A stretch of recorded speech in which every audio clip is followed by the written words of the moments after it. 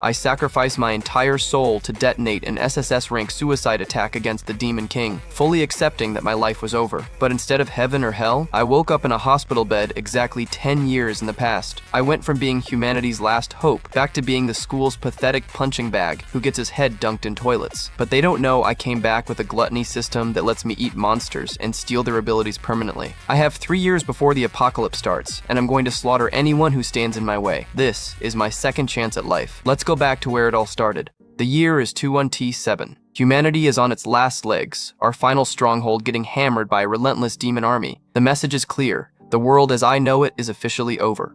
And this is me, Si Chen. Apparently, I'm humanity's last hope, a top-tier SSS-ranked lightning assassin. Right now, though, I'm just a guy covered in blood who can barely breathe, pushed way past my limits in a war that's already lost. This whole nightmare kicked off 7 years ago, when the Demon Kings first showed up. They turned a peaceful world into a literal hell on earth. One of the most feared leaders was Demon King Lan Yue. He's standing there now, in the middle of the burning city I failed to protect. Just a dark silhouette, a symbol of our total destruction. Lan Yu starts mocking me, calling humanity worthless trash and laughing at the idea of me being a hero. He's got that classic villain ego, looking down on me with those glowing red eyes. With power that was just completely overwhelming, the Demon Kings and their armies wiped out everything. There was no escape as they tore our world apart piece by piece. He reaches out with a glowing claw, getting ready to end things. He tells me he's about to absorb every last drop of my life essence. His power surges, creating a massive, crackling ball of dark energy. It's clear he doesn't just want to kill me, he wants to use me as a power source. The Demon King commands me to become his food as red energy swirls violently around us. In the background, I can hear the faint screams of people being consumed by this monstrous power.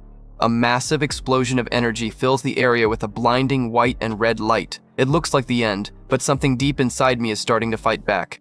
I grit my teeth, refusing to let it end this way as red veins of energy pulse across my face. I groan out a single word of defiance. Images of my fallen friends, my master, and my little sister flash through my mind. I'm the only one left, and the weight of their loss is fueling one last desperate attack. This is just the beginning. I scream out that these monsters have taken everything and everyone I ever cared about. The rage in my voice feels raw, pure. Yellow lightning starts crackling around my mouth as I prepare for a suicide attack. If I'm going down, I'm taking this monster with me. My entire body begins to glow with an intense, holy white light, and an infinity symbol appears on my chest. I'm activating my ultimate skill, pouring every bit of my soul into one final strike. The screen flashes with the weight of my sacrifice. If it's for their sake, I'll do it. This isn't about survival anymore. It's about pure vengeance. I scream that I'll take him down with me as the energy hits its peak, ready to destroy everything in the area.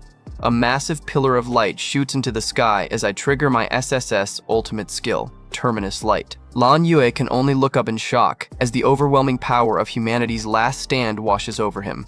He's completely paralyzed by the lightning, unable to move a muscle. I can see the panic in his eyes. He's realized too late that he seriously underestimated me. I feel strangely at peace as my body begins to shatter into fragments of light. Within those shards, I see happy memories of me and a young girl. That's who I was fighting for. The fragments show glimpses of the people I loved, my little sister, my master, and a faded photo of my parents. I'm finally letting go, ready to see them again in whatever comes next.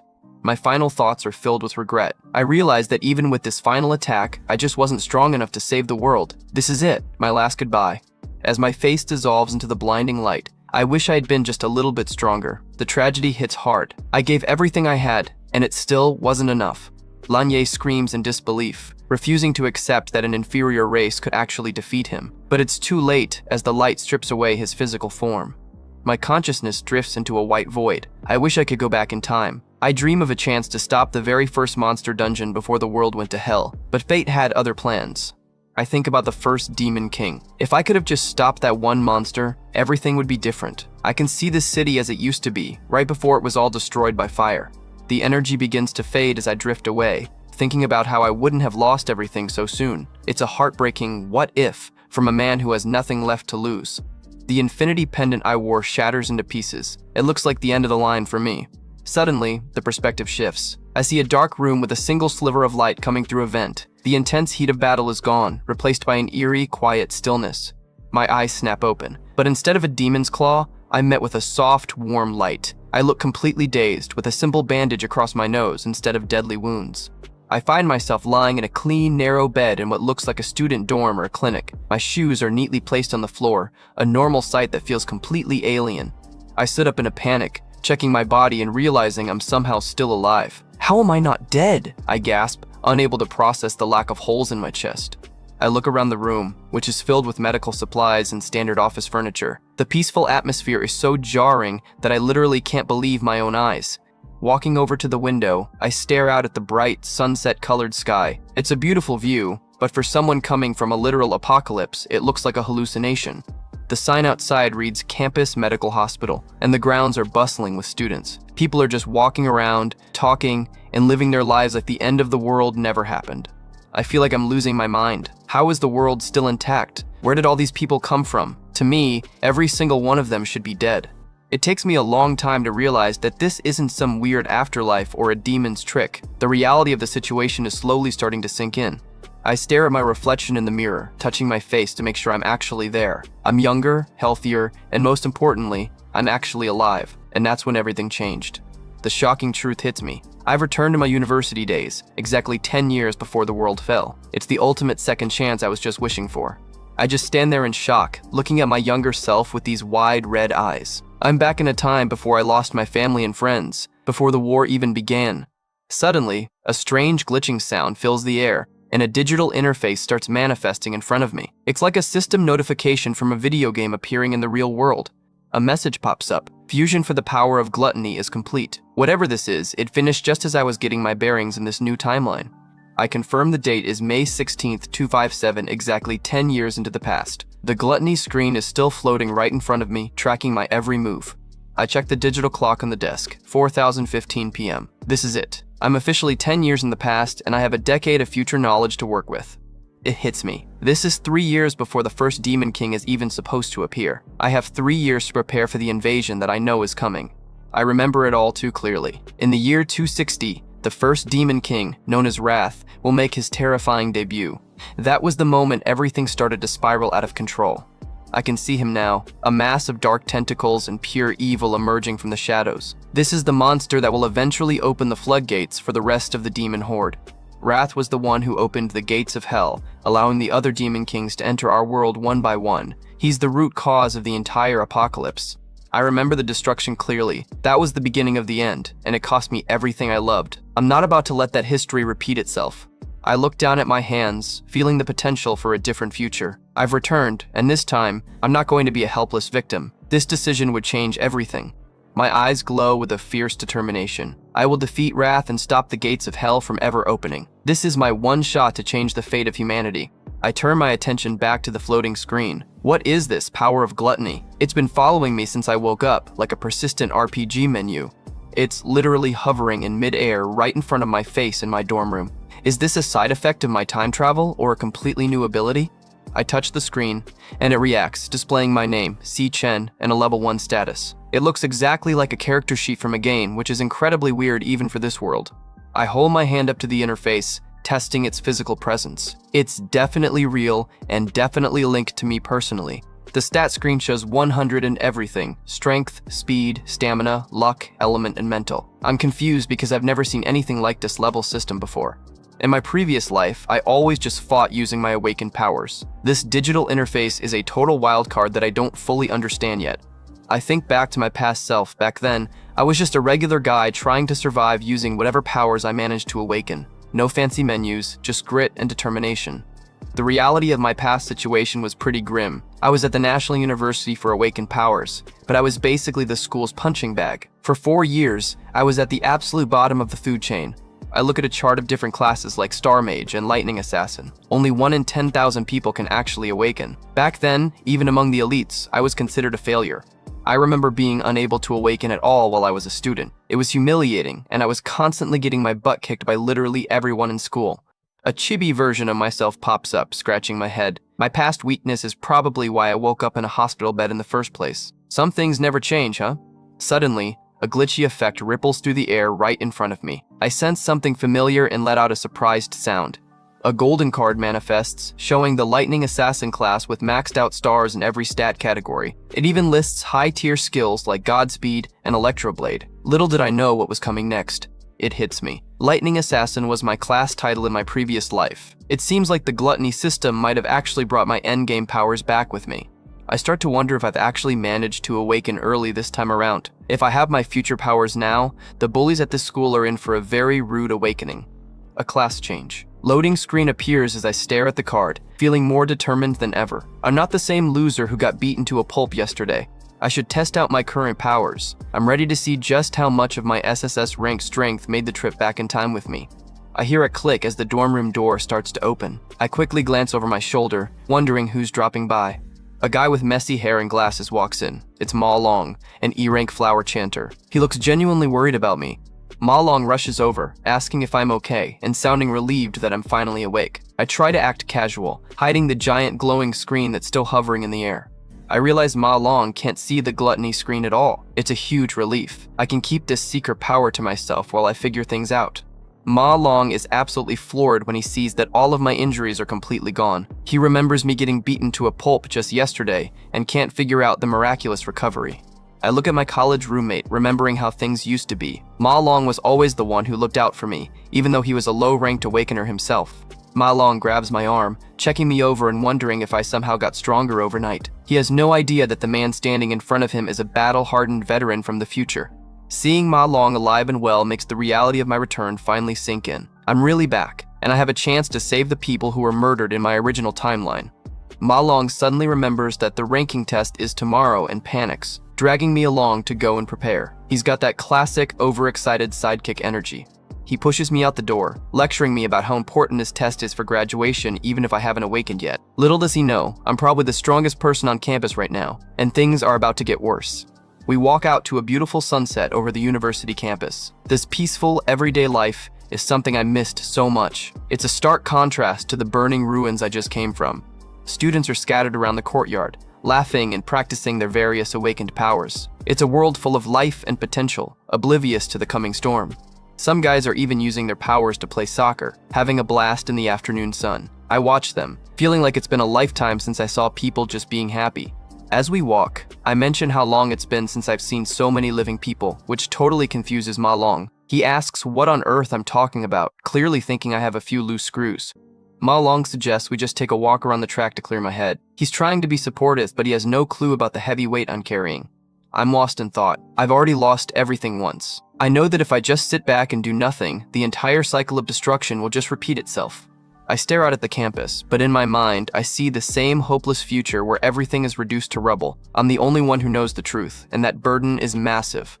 I decide I need to come up with a plan and rank up as fast as possible. I can't afford to be the bottom of the food chain, loser this time around. I know that in this era, the only way to truly rank up is by killing monsters near a dungeon. I see a vision of an awakener standing over a fallen beast, bathed in the golden glow of a level up. The problem is that almost all the good dungeons are monopolized by major guilds. Without a guild's backing, an independent hunter basically has zero chance of getting stronger. I pull up my stat screen again, checking the tiers of strength from S down to E. I'm trying to figure out where I currently fit in the school's hierarchy with my level 1 status. I look at my level 1 rank and try to guess what kind of grade the school would actually give me. I've got the experience of an SSS rank, but on paper, I'm still a newbie. I look over at Ma Long. I'm definitely a better grade than him. It's a bit of a low bar, but hey, you gotta start somewhere. Suddenly, a basketball flies out of nowhere and slams right into Ma Long's face with a violent thwack. The poor guy didn't even see it coming. Ma Long hits the pavement with a heavy thud, groaning in pain as blood starts to leak from his nose. It's a classic bully move, and it's clear someone did this on purpose. What happens next is hard to believe. A group of guys sitting on the stairs starts laughing and mocking us. One of them shouts out, asking if it ain't me and Ma Long, looking entirely too smug. A muscular guy in a black tank top and dog tags looks down at us with a predatory grin. He sneers, asking if we sure recovered quickly, clearly the leader of this little bully squad. Ma Long is shaking, clutching his bleeding face and cursing our bad luck for running into these guys again. He's clearly terrified, while I just stand there with a cold, unreadable expression. The main bully laughs, telling his friends that he knew we could take a beating. He's treating us like toys meant for his personal entertainment. He stands up and demands to know why we didn't bring him 2 cases of drinks since we knew he was playing basketball. It's standard low-level extortion, and he's clearly used to getting his way. Ma Long immediately starts apologizing, offering to go buy the drinks right away just to make the bullying stop. He's been broken by these guys so many times that his first instinct is just to submit. But I've had enough. I tell Ma Long that it isn't his fault and stare down the bullies, declaring that the ones who should be apologizing are them. Big mistake, buddy. You have no idea who you're messing with now. As I stare down my old tormentor, I recognize the face immediately. It's this jerk, Gong Cheng. Seeing him brings back a flood of memories I probably would have preferred to stay buried. I flash back to our old school days and just how bad the bullying was. Gong Cheng shoves my head straight into a sink. I'm literally drowning as water splashes everywhere, desperately gasping for air while the sound of my struggle fills the bathroom. It was pathetic. Gong Cheng holds me down with one hand while his lackeys just stand around laughing like idiots. I can still hear the muffled gurgling as I'm forced to endure this humiliation in front of an audience. Ma Long, my only real friend, is there too, but all he can do is plead for them to stop. He's clearly terrified, shouting for them to quit it while he watches me get tortured. Gong Cheng doesn't care at all, flashing a sadistic grin as he asks why he should stop. He's actually got the nerve to claim he's helping me out, like drowning someone is some kind of tough love training. He pushes my head even deeper, mocking the fact that I still haven't awakened my powers yet. In his twisted mind, a little nudge like this is exactly what an unawakened weakling needs to spark their potential. The bullies erupt in a chorus of cruel laughter, thinking the whole situation is the funniest thing they've ever seen. This is the kind of toxic environment I had to survive every single day before the world ended. Eventually, they just leave me slumped unconscious on the floor, soaked and shivering. Gong Cheng calls it boring and decides to head out, showing just how little he values a human life. As soon as the bullies are gone, Ma Long rushes to my side, panicking and asking if I'm okay. I can see the pure desperation in his eyes as he tries to wake me up. Even unconscious, a single thought echoed in my mind: why won't they just leave us alone? It's a heartbreaking glimpse into the trauma that fueled my future as a cold-blooded assassin. A chilling realization hangs over the scene. Pure evil doesn't just exist in some demon realm. It's right here in the human world, wearing the face of a schoolyard bully. Gong Cheng pauses as he's walking away, looking back over his shoulder like he heard something. He's got that suspicious, arrogant look of someone who thinks they're untouchable, but things are about to get worse. The text hammers the point home. It also exists in the human world. Monsters aren't just things that crawl out of dungeons. Sometimes they're the people standing right next to you.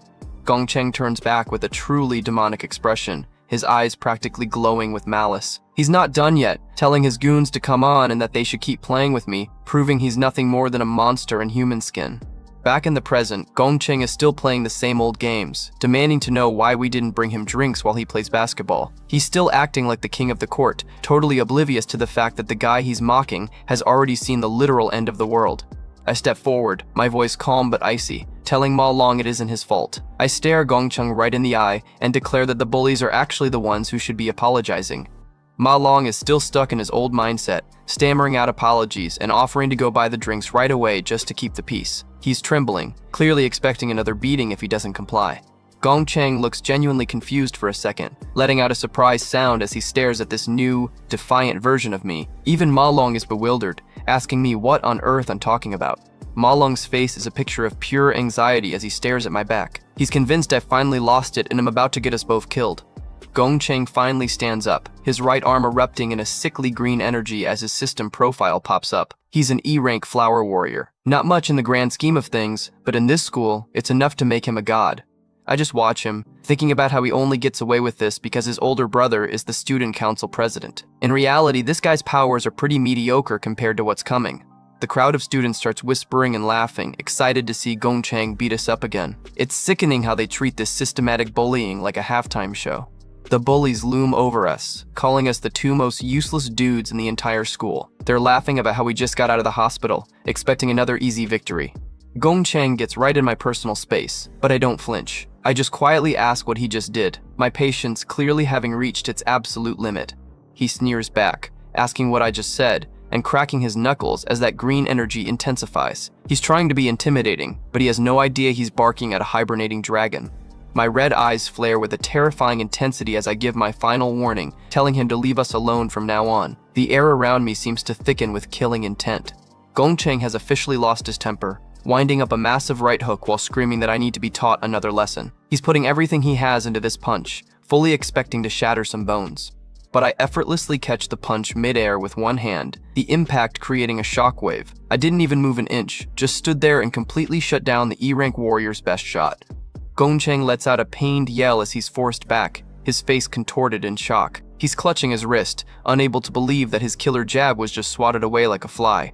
The entire crowd goes dead silent, eyes wide as they witness the impossible. One of the girls asks if I just blocked Gongcheng's punch, as the rumors start flying instantly, and that's when everything changed. Gongcheng is absolutely fuming, asking if his eyes are playing tricks on him. He can't wrap his head around how a weakling who hasn't even awakened yet could possibly challenge him. I decide it's time to show him the truth, triggering a class change command as yellow lightning begins to swirl around my hand. Perfect, I mutter. Time to use this bully as my first test subject. The system confirms the change is complete, and suddenly I'm back in my lightning assassin form. My stats are off the charts for a level 1, and the sheer pressure I'm emitting is enough to make the air vibrate. Ma Long is losing his mind in the background, screaming in disbelief. He yells, asking when I awakened. His glasses nearly falling off his face as he watches his useless friend transform into a lightning god. I stand there crackling with electrical energy, looking like a total badass. I'm finally back in my element, and I have to admit, I'm enjoying the look of pure terror on everyone's faces. Gongcheng panics and activates his ultimate move, the I Am Immortal Demon Armor, causing his skin to turn into jagged, rocky plates. He screams that I must have forgotten the taste of his killer jab and prepares to charge. His armored fist looks absolutely massive compared to me, as I just stand there looking tiny. The bully is laughing like a maniac, convinced his new armor makes him invincible. But speed is my specialty. I vanish in a blur of sparks, ducking under his slow, lumbering punch with zero effort and appearing right in his blind spot. I deliver a single, lightning-charged punch right into his gut, and the impact is devastating. A massive burst of light erupts as the immortal armor shatters like glass under the force of the strike. He's sent tumbling backward with a double thud, rolling across the pavement like a rag doll. The immortal demon just got knocked out by one punch from a guy who was unawakened 10 minutes ago. The onlookers are completely stunned, their faces twisted in shock as they try to process what they just saw. One of them screams, asking if I sent Gongcheng flying with one punch. The power dynamic of the school just flipped in an instant. Gongcheng is flat on his back, gasping for air and cursing me for sneaking him. Even in defeat, he's trying to preserve his ego, but the bruises on his face tell a very different story. He frantically yells at his goons to stop standing there and do something, but the white-haired lackey is frozen solid. He's sweating bullets, realizing that he's definitely not paid enough to fight a lightning-speed monster. The lackey can only stutter out that he can't, his face pale with fear as he watches me loom over his fallen leader. He knows if he steps in, he's next. I stand there as a dark silhouette, bathed in the menacing glow of my own lightning. I must look like a demon from hell. I bet every bully in that courtyard is reconsidering their life choices right now. Gongcheng isn't done yet, scrambling to his feet and charging back in with a desperate scream. He yells that he'll kill me, but it's clear he's just swinging wildly out of pure rage. I don't even blink, catching his rocky fist with my bare hand like it's a slow-motion toy. The disparity in our strength is so massive it's almost funny. I lean in close, my eyes glowing with a terrifying light, and deliver the ultimate insult. You're so weak. It's the most crushing blow Gongcheng has ever received, and I can see his spirit break in real time. A barrage of lightning-fast punches follows, appearing as a flurry of impacts as I dismantle him piece by piece. I'm moving so fast that he can't even begin to mount a defense. With one final heavy strike, I send him spinning into the air like a broken toy. His armor is completely gone now, leaving him battered and broken. With a loud boom, he crashes into a set of bleachers, the impact sending debris flying everywhere. He lies there in a heap, finally silenced by the guy he called useless. He's out cold, coughing up blood and covered in bruises, a total mess after underestimating me. The E-rank warrior never stood a chance. The rest of the bullies scramble away like rats as I turn my back on the carnage, looking completely bored. Ma Long is still sitting on the ground, staring at me like he's seen a ghost. Ma Long's eyes are nearly popping out of his head, stuttering as he tries to ask when I got this strong. To him, this is a miracle, but to me, it's just Tuesday. I look down at my hand, blood on my knuckles, with a cold, analytical expression. Ma Long wonders when I got so strong, not realizing I have years of combat experience under my belt. I ignore the questions and check my status screen, drawing a few rough conclusions about my current state. I need to figure out exactly how this system works if I'm going to save the world.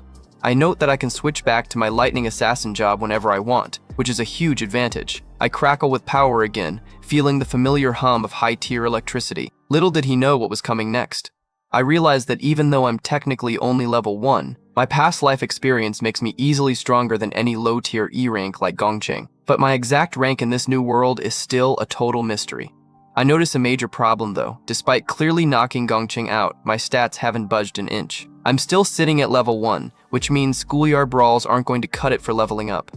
A close-up of my eye shows my intense focus. There's another problem I haven't accounted for. This system has rules, and I need to break them if I want to get strong enough to fight demon kings. I stare at my hand, a tiny spark of lightning dancing between my fingers. If I can't gain XP from people, I'm going to have to find something else to kill. Ma Long catches up to me, shouting for me to wait and asking what on earth I'm doing. He's clearly worried that I'm about to go too far with the unconscious bully. I hover my hand right over Gongcheng's throat, lightning swirling violently as if I'm about to deliver a fatal blow. I've got that stone-cold look that says I'm considering finishing the job once and for all. I stare down with my glowing red eyes. Will the ways to gain experience be the same as they were in my original timeline? If I want to reach the top, I'm going to have to be a lot more ruthless than before. I'm absolutely done playing nice, gripping Gongcheng by the face as yellow lightning violently crackles between my fingers. I look like I'm about to fry his brain right then and there. Suddenly, a hand drops onto my shoulder, snapping me out of my bloodlust. A female voice asks if I know this is a school, stopping the execution just in time. It's Ling Yu, the student council vice president. She looks way too calm for someone standing in the middle of a lightning storm. She's got that perfect student look, but you can tell she's the one actually running the show. She flashes a polite smile and promises that Gongcheng won't be messing with us anymore. It's a classic student council move. De-escalate the situation before someone actually ends up in a body bag. I'm not impressed. Why is the student council so quick to defend a piece of trash like Gongcheng? I try to play it cool. It's not like I was actually going to kill the guy, probably. I let go and walk away, leaving a battered Gongcheng on the ground as Ling Yu watches me go with a curious look. The sun is setting on the first day of my new life, and I've already made some very powerful enemies. As we leave, I think to myself that if I don't seriously intimidate guys like this, they'll never stop bothering us. I'm playing the long game here, and being nice isn't part of the strategy. The crowd of students is absolutely buzzing with rumors, unable to believe that the school's weakest losers just took down an E-rank warrior. They're already making plans to stay as far away from me as possible. Ling Yu stands alone, repeating the phrase, "the weakest losers," with a sharp glint in her eyes. She's clearly seen through my act and realizes that I'm a lot more dangerous than my student records suggest. Ma Long is practically running to keep up, shouting that he's coming as he follows me away from the scene. He's still shaking, probably wondering if his roommate has been replaced by a secret agent or something. The scene shifts to the men's dormitory at night. It looks quiet and peaceful on the outside, but inside, things are about to get very loud as the reality of what happened today starts to sink in. Ma Long is having a total meltdown in our room, screaming about how I'm a super overpowered lightning assassin. He's reenacting the fight with way more drama than necessary, looking like a total fanboy. Our other roommate, Xiang Zuo, just sits there looking bored while Ma Long explains that no one will even look us in the eye anymore. He's an E-rank flame mage and clearly thinks he's too cool for this conversation. Ma Long keeps going, describing how I pinned Gongcheng to the ground and beat the crap out of him. You can see the pure joy on his face now that their biggest bully has been humbled. Xiang Zuo has heard enough and jabs Ma Long in the head, telling him he must have taken a beating to his brain. He asks if I'm that strong, then why the hell do I need to run, completely dismissing the story. Ma Long stammers out that I said I was going for a run, which only makes the other guy more skeptical. He just can't wrap his head around an awakened person needing to do basic cardio, and this is just the beginning. The fourth roommate, Shang Yo, is glued to his computer screen and tells Ma Long to snap out of it. He's an E-rank flower chanter and seems more interested in his games than my sudden power-up. The brutal truth is, the four of us were assigned to this room because we had the literal worst test scores in the entire grade. It's an irrefutable fact that we're the bottom of the barrel, or at least, we used to be. Xiang Zua starts showing off, manifesting a small flame in his hand to prove he's the top dog of the dorm. Since he's the only combat class in the room, he thinks he's naturally superior to everyone else. He continues his ego trip, laughing at the idea of a pathetic loser like me ever becoming a lightning assassin. He's feeling pretty confident about making it into one of the elite clubs after the next evaluation. He looks over his shoulder with a smug grin, telling Ma Long that everything will be clear after tomorrow's graduation exams. He's so focused on his own tiny bit of power that he has no clue he's living with a monster. Meanwhile, in the E-rank training dean, a massive pillar of fire is roaring in the middle of a stone room. This is where the actual elites go to sharpen their skills. Gong Ting, the student council president and Gong Cheng's older brother, steps out of a swirling fire portal. He's got that main character energy, looking sophisticated and dangerous in his long white coat. He walks with a terrifying amount of confidence, the fire crackling behind him as he finishes his personal training. It's clear where the flower warrior family got their genes from. He calmly says that's enough training for today, ending the session as his subordinates bow in the background. He's a total pro, but even he is about to deal with some family drama. He finds his brother, Gong Cheng, waiting for him in the hallway, looking like a mummy with all those bandages. The bully is a complete mess, a far cry from the arrogant jerk we saw earlier. Gong Cheng is literally crying, begging his brother to do something because I humiliated him in front of everyone. He's playing the victim card hard, trying to stir up a blood feud. Gong Ting looks down at his pathetic brother with a cold, judging expression. He says simply that he knows, his calm voice hiding whatever anger he might be feeling about his family's reputation being trashed. He promises to take care of it, which usually means someone is going to end up in the hospital. He looks determined to restore his brother's honor, mostly for his own sake. The scene jumps to a fancy dinner. Someone is slicing into a perfectly cooked steak. A woman's voice asks how he is planning to take care of this, showing the luxury of the elite class. It's Ling Yu having dinner with Gong Ting, and she's not letting him off easy. He just shrugs it off, claiming his brother was simply outmatched, which is a pretty huge understatement. Gong Ting looks thoughtful, wondering if this new guy Mi is actually as strong as the rumors say. He's the type to analyze his enemies before striking, unlike his impulsive brother. Ling Yu reminds him that he's already recruited every single D-rank student in the entire academy into his club. She's essentially pointing out that he already has all the talent in the school under his thumb. She continues, explaining that mediocre awakeners have zero chance of getting stronger because they don't get the same opportunities to enter monster dungeons. It's a rigged system, and they're the ones at the top of it. While the elites eat steak, I'm out running in a torrential downpour, pushing my body to the limit. No one can keep up with my specialized training regime. I'm running 20 kilometers while carrying a 100 kg load. That's basically a whole person on my back. I believe that basic physical training is the only way to build a foundation strong enough for my future powers. The massive weights on my back are a testament to the sheer intensity of my workout. I know that an awakener's true potential is directly linked to how much their physical body can withstand. Sweat and rain pour down my face as I gasp for air, looking absolutely exhausted but driven by a singular purpose. Even this is nowhere near enough. The monsters I have to face are beyond human.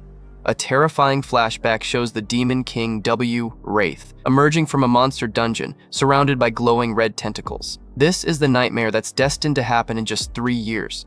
The most painful memory flashes by, me, kneeling in the rain, cradling the lifeless body of my little sister, Si-yoon. I'm screaming no, in a moment of pure, raw agony.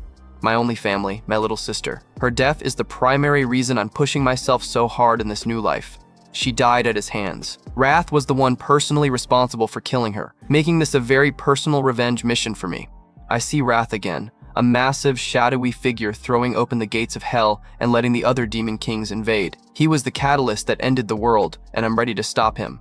My objective is crystal clear: slay Wrath. If I can take out this one monster early, I might be able to save everyone I lost.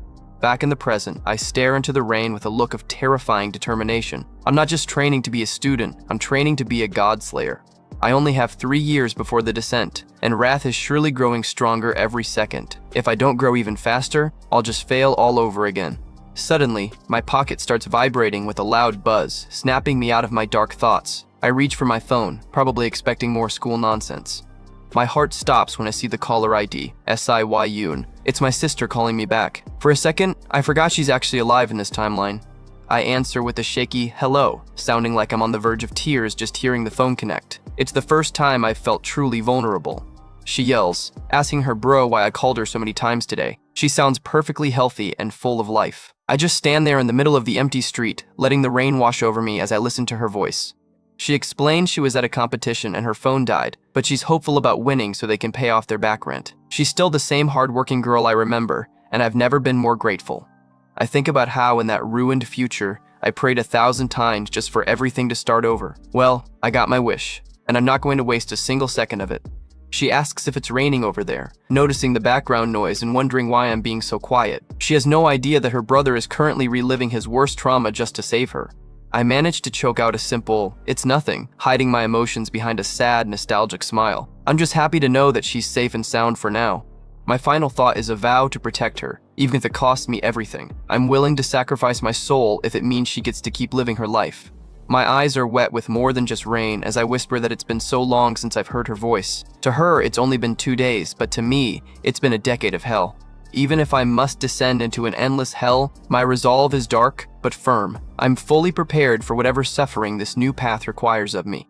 She thinks I'm being weird since we just spoke, but I just promised to see her soon after my own competition is over. I hang up, feeling a renewed sense of purpose that I didn't have before. I stare up at the dark sky, the rain soaking my hair, looking like a man who's just made a deal with the devil. I'm ready to face the world again. Now everything really has begun anew. This isn't just a second chance anymore. It's a war for my sister's future. I get back to work, screaming for 3 more laps as I sprint through the rain with my heavy backpack. I can't afford to slow down for even a second. I have to grow stronger, as fast as humanly possible. The words fill my mind as I push through the physical pain, driven by the memory of my sister's death. Later that night, I'm back in the dorm room. It's only been 8 hours since I returned to this era. Ma Long is fast asleep on the top bunk, totally oblivious to my secret workout. I take a hot shower, looking at my younger, weaker reflection as the steam rises around me. I can feel my mind and body starting to sync up, even if my current stats are still low. I get dressed, my expression hardening as I decide I need to address the most pressing issue right now. I can't just keep doing cardio forever. I need actual combat experience. I sit on my bed, contemplating the fact that if I want to level up, I have to enter a demon den. However, the major guilds have a total monopoly on all of them, making it impossible for a lone student like me to get in. I'm stuck in a catch-22. I need to be elite to enter dungeons, but I need dungeons to become elite. Then my mind wanders back to that power of gluttony system. What exactly is it? What exactly is it? The question appears in a white box as I focus my mind on the interface. I need to know if this thing can help me bypass the guild monopoly. Suddenly, the world around me glitches out as the system starts initializing, with loading bars filling up in red. It's a total reality shift that happens while I'm just sitting in my room. A massive glutton system and idiot. Screen appears as I'm suddenly pulled into a deep red digital void. I'm falling through the darkness, looking like a small speck in a vast, menacing ocean of data. I'm plummeting towards a pool of dark liquid with a loud rushing sound. It looks like I'm being swallowed whole by the very system I was trying to understand. I hit the liquid with a massive splash, sinking into a void of pure red and black. It looks like I'm being transported to a completely different dimension, and that's when everything changed. I land in a nightmare landscape, standing on a tiny island in a sea of blood beneath a jagged, twisted tower. I look around in total shock. I'm definitely not in my dorm room anymore. Where am I? I gasp, wondering if I wasn't just asleep. My red eyes are wide as I take in the hellish environment. The gluttony system just took me to its home turf, and it's not exactly a 5-star hotel. Just as I start to process my new reality, the world glitches out and I find myself plummeting through a dark, digital void. I hit a pool of thick, dark liquid with a heavy splash, feeling the freezing chill of this strange new dimension. I continue to sink, surrounded by a swirling pinkish mist as I fall deeper into the unknown. The sound of rushing wind fills my ears, making it clear that this isn't just a simple dream or a vision. I manage to find my footing on a small island in a literal sea of blood, staring up at a massive, jagged tower that pierces the dark sky. What the hell is that tower? I mutter, feeling an overwhelming sense of dread radiating from the structure. The silence is broken by a low, guttural growl as several skeletal, wolf-like creatures emerge from the shadows. Their hollow eyes glow with a sickly blue light, and it's obvious they haven't had a decent meal in a very long time. The system identifies them as G-Rave Hounds, E-rank cloud warriors that look like they're made of bone and malice. They're low-level mobs, but in these numbers, they could easily tear a normal person to shreds. I don't panic. Instead, I trigger a class change, my eyes glowing red with focus. Am I inside a monster dungeon? Yellow lightning begins to arc around my body. The lightning assassin is ready for work. My status screen confirms the transformation is complete, showing my level 1 stats. I'm still trying to wrap my head around how I got here, but for now, I've got a pack of hungry skeletal dogs that need to be put down. The Gravehounds launch themselves at me in a coordinated strike, their jaws snapping as they lunge through the air. They're fast, but to someone who's faced literal demon kings, they might as well be moving in slow motion. I vanish in a blur of lightning, reappearing behind the lead monster and delivering a devastating strike. I'm moving so fast that the creatures can't even track my position, their bone armor shattering under the pressure. With a sickening crunch, I shatter the skull of one Gravehound, instantly killing it. The system rewards me with 3 Gravehound fangs, proving that I can actually collect loot in this weird subdimension. I continue my lethal dance, cutting through the pack like a hot knife through butter. To me, dealing with these E-rank pests is a literal walk in the park, a perfect way to test out my returning agility. I kick off the final hound, sending it flying as a spray of blood hits the ground. Everything feels so real. I notice my experience bar climbing as several plus 52 EXP notifications pop up in front of me. A massive level up notification fills my vision. I've already reached level 2. I can't hide my excitement. If I can gain real experience and level up here, I've found the ultimate secret training ground. My new stat screen pops up showing my level 2 status with significantly boosted strength and speed. This system is insanely broken, and I'm starting to realize just how fast I can grow in this place. I look at my hand as a notification tells me every single stat has increased by 5 points. It's a huge jump for just one level, and I can feel the raw power surging through my rejuvenated body. The realization hits me like a truck. I've actually found a dungeon where I can train completely solo, away from the guild monopolies. This is the golden ticket I need to bypass the rigged ranking system of the academy. But the celebration is cut short when a massive shadow looms over me. A gargantuan version of the earlier monsters, the Gravehound King, emerges from the gloom, its eyes burning with a much more intense, hateful light. The boss lets out a roar, fire literally spilling from its skeletal maw as it prepares to incinerate me. I just grin. I'll finally get to test my actual skills here. I lunge forward, meeting the boss head-on in a spectacular clash of lightning and bone. One precise strike later, the Gravehound King is history, and another level-up message flashes as I hit level 3 in record time. The victory screen shows my loot, 18 fangs and a rare Gravehound crystal. I'm basically speedrunning this dungeon, proving that my past life's combat instincts are still top tier. I check my level 3 stats, noting that bosses grant way more experience than regular mobs. I've already gained 2 levels in minutes, a feat that would take other students months of hard work. Suddenly, a weird pink notification box with the word "Devour" appears over the boss's corpse. A strange humming sound fills the air, and I find myself staring at it, completely bewildered. I've never seen anything like this in all my years of fighting monsters. What do they mean by devour? My curiosity finally outweighs my caution. I look back at the massive carcass, the red prompt hovering there like a forbidden fruit. I'm about to discover the most terrifying part of my new gluttony power. I reach out my hand, and a blinding red light erupts from the monster's remains. Is it true? I gasp as tendrils of energy start snaking their way toward me. A massive burst of power explodes outward, nearly knocking me off my feet. It hits me with a shock. This must be the true meaning of the power of gluttony. It's not just a name, it's a literal hunger. The energy forms a violent vortex around me, sucking the essence out of the fallen boss and pouring it directly into my soul. It looks painful as hell, but the power I'm absorbing is undeniable. I clench my fist as the last bits of energy settle into my body. The world seems to hold its breath for a second as the absorption process finally reaches its peak. The screen flashes that devouring is complete, and a digital file manifests in the air. I've successfully processed the boss, but I haven't even seen the best part yet. A blue card showing the Gravehound King pops up, listing its stats and a frosty physique passive ability. I'm staring at it in total disbelief. I just stole a monster's entire identity.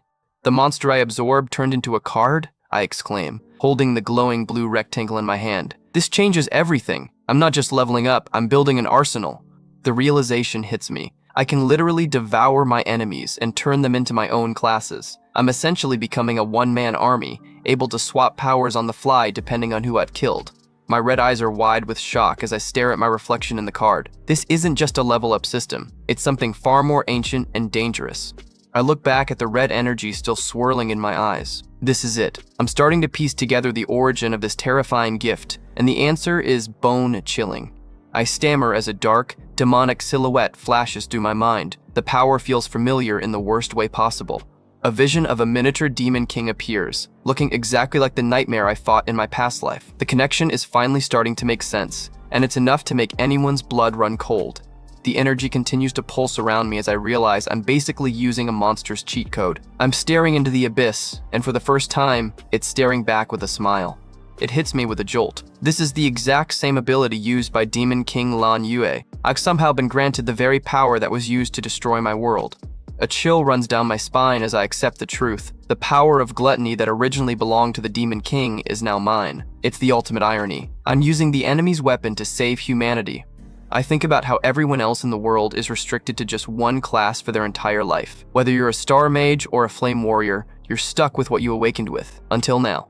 I hold up my 2 cards, the yellow lightning assassin and the blue Gravehound King. But now, I have 2 classes at the same time. I've officially broken the most fundamental rule of this world. I look at a lineup of shadowy monsters and realize the potential is infinite. If I can devour other monsters, I could have an endless number of classes. The scope of my power is starting to truly sink in. Of classes. My mind screams the words as my eyes glow with a fierce red light. I'm not just a student anymore, I'm a collector of souls, and I'm just getting started. I slowly calm down, staring into the middle distance. Why was I the one chosen for this burden? Is this fate, or just some cosmic accident that gave me the devil's tools? I turn my attention back to the massive, jagged tower looming behind me. If this whole place is a testing ground for my gluttony, then the real challenge must be waiting inside that structure. Suddenly, a massive rumble shakes the ground and an overwhelming pressure nearly forces me to my knees. I look around in a panic. What kind of monster could possibly emit this much killing intent? A deep, booming voice echoes through the void, saying that I have finally arrived. The voice has been waiting there for me, for a long time. The sound alone is enough to make my skin crawl. A new boss manifests, identified simply as Lord, in a glitched-out interface. He looks like a high-tier reaper, clad in tattered dark robes with a massive, wicked-looking scythe and a face hidden in shadow. The ground continues to tremble. The government ranking system goes from E to S. It's clear that whatever this Lord is, he's at the absolute top of that food chain. The Lord attacks with a sudden screech, his massive scythe cutting through the air like paper. I barely manage to dodge, feeling the heat of the blade as it whistles past my head. I'm panting, sparks of lightning in my hand as I assess the situation. I was a legend in my past life, but my current physical strength is barely at a D rank. I'm severely outclassed. The system confirms my worst fears. I'm facing an S rank K bosses, ABYSSL find. The level gap is so massive that the system basically tells me I'm outclassed in every single category. I stand there bleeding and battered, staring at the monster in total disbelief. What kind of monster dungeon is this? Why the hell is there an S-rank monster here? And how does it know my name? We trade a flurry of blows, scythe against my lightning daggers. I'm fighting for my literal life, realizing that the boss has had plenty of chances to kill me, but is somehow holding back. I get sent flying by a massive purple kick, letting out a pained groan as I crash into the red ground. This guy isn't even trying, and he's already treating me like a chew toy. I lie there gasping, noting that every strike has avoided my vitals. He isn't trying to kill me. He's just effortlessly knocking me down over and over again to break my spirit. The abyssal fiend looms over me, his skeletal jaw moving as he asks if I am still struggling. The mockery in his voice is as sharp as his scythe, and the pressure he's putting off is absolutely suffocating. I wipe blood from my mouth, my eyes narrowing as I realize the horrifying truth. This monster doesn't want my life essence. He wants me to submit and become his servant. The fiend makes his offer, asking if I will stay here and guard the Tower of Darkness by his side. He's standing there with his scythe planted in the ground, looking like a dark god offering a deal to a mere mortal. I don't even hesitate, my eyes burning with a fierce, red defiance. I declare that no matter what happens, there's no way I'm staying in this hellhole. I'd rather die on my feet than live on my knees. I force myself up, lightning crackling violently as I prepare for a suicidal charge. I know I have no chance in a direct fight, but I'm not going out without making this monster bleed. My face is a mask of pure determination, blood dripping down my chest as I focus every bit of my remaining energy. This is a do or die moment, and I've already decided on do. The fiend's scythe glows with a menacing purple aura as he asks if I really think he won't kill me. He reveals that the only reason he's been patient is because I'm the only human who's ever managed to reach this far. A massive surge of purple flames erupts around us, and the ground starts to shatter. The boss is finally starting to lose his patience, and the atmosphere is getting exponentially more dangerous. He gives a final warning, asking one last time as the air literally vibrates with his power. Massive rumble effects shake the scene, showing just how much energy he's putting out. Stay here, or be crushed by him into oblivion? Massive chunks of rock start floating as the boss prepares to wipe me off the face of this dimension. This is it, the final choice. My face is lit by the glow of my own crackling lightning as I make my decision. I start to announce my choice, my voice steady despite the overwhelming pressure. I roar that I choose to kill him, lunging forward in a blinding yellow streak of electricity. I'm pouring everything I have into this one desperate strike, aiming straight for his head. The abyssal fiend lets out a dismissive laugh and swings his scythe in a massive purple arc. The speed is incredible, creating a flurry of swooshing sounds as he tries to swat me away. The world explodes in a clash of yellow and purple energy as we collide. It's a spectacular mess of sparks and shadows, and I'm using every bit of my agility just to stay in one piece. I blur past a strike, appearing above him in a shower of sparks. I'm moving like a man possessed, my daggers glowing with intense electrical charge. I note with a grim smile that after that last exchange, I figured out his pattern. Even against an S rank, my combat genius is starting to find the tiny cracks in his armor.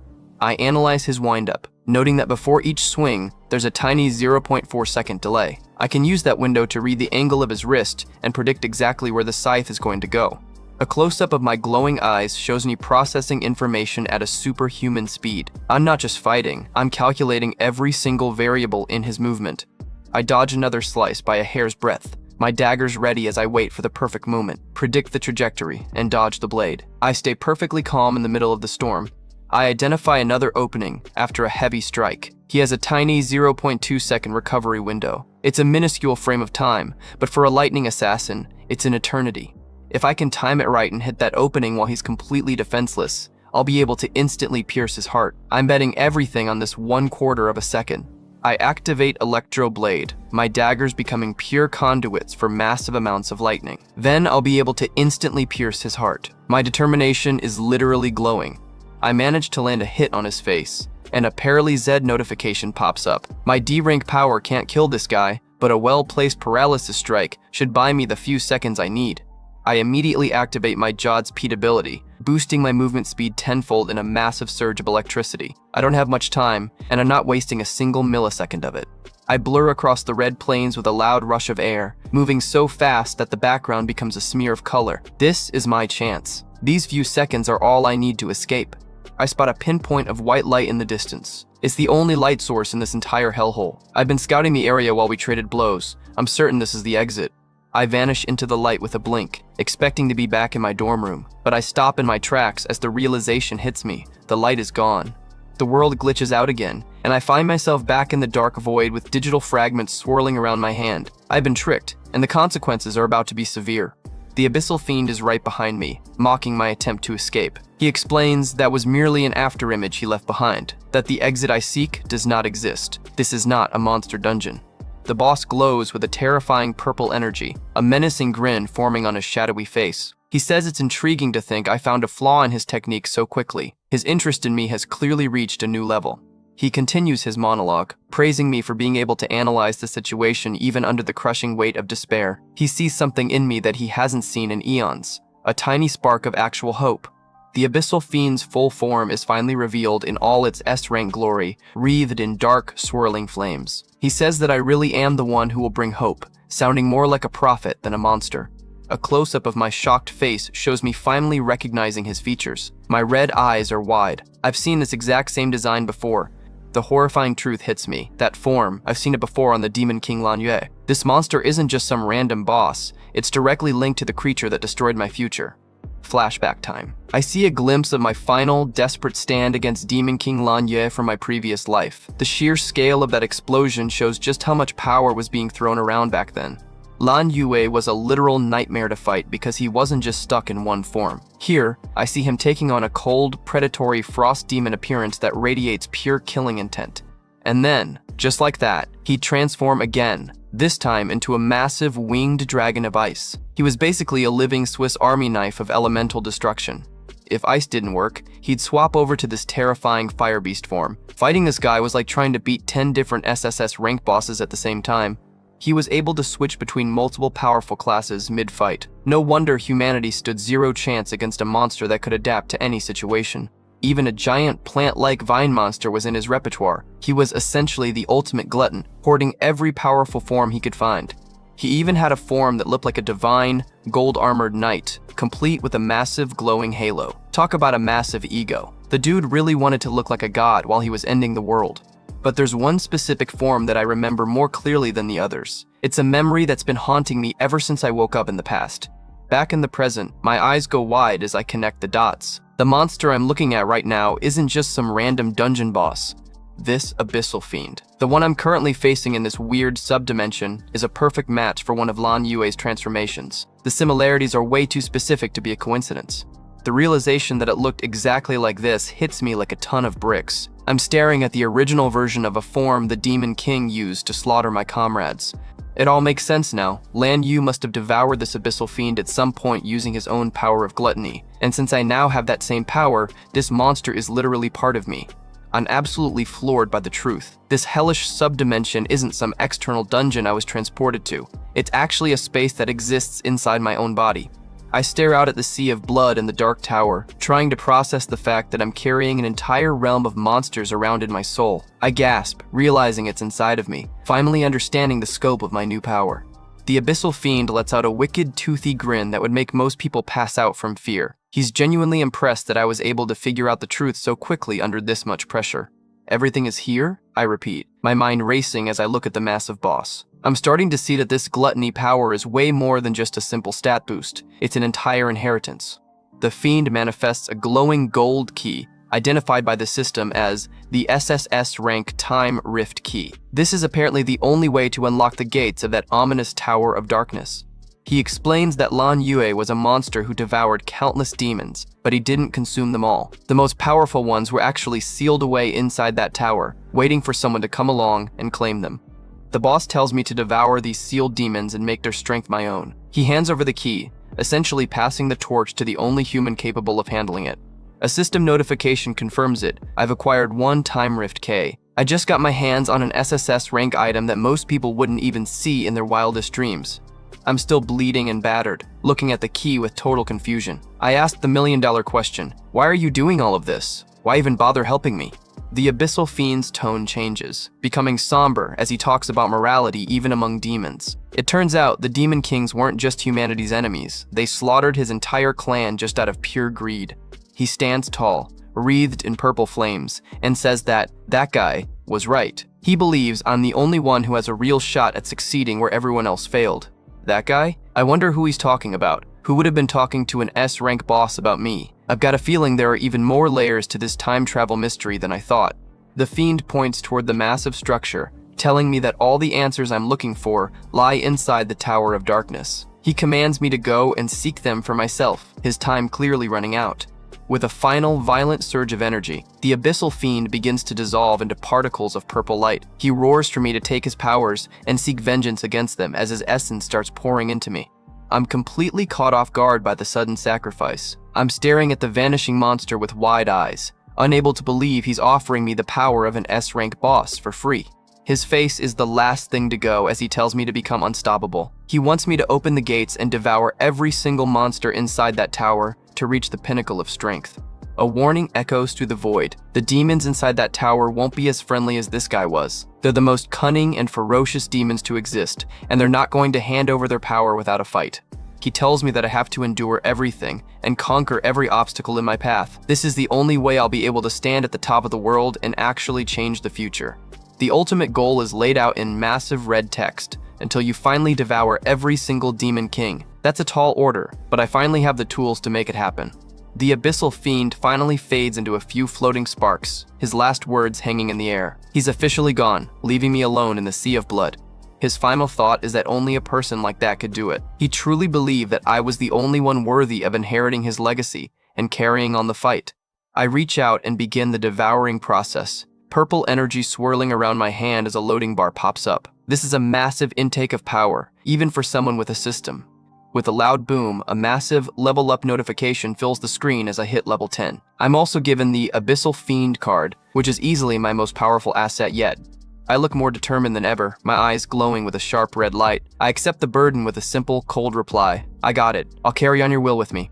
The devouring is officially finished, and I see the Abyssal Fiend card in my inventory. It's an S-rank Star Warrior class with absolutely insane stats. Talk about a major power-up.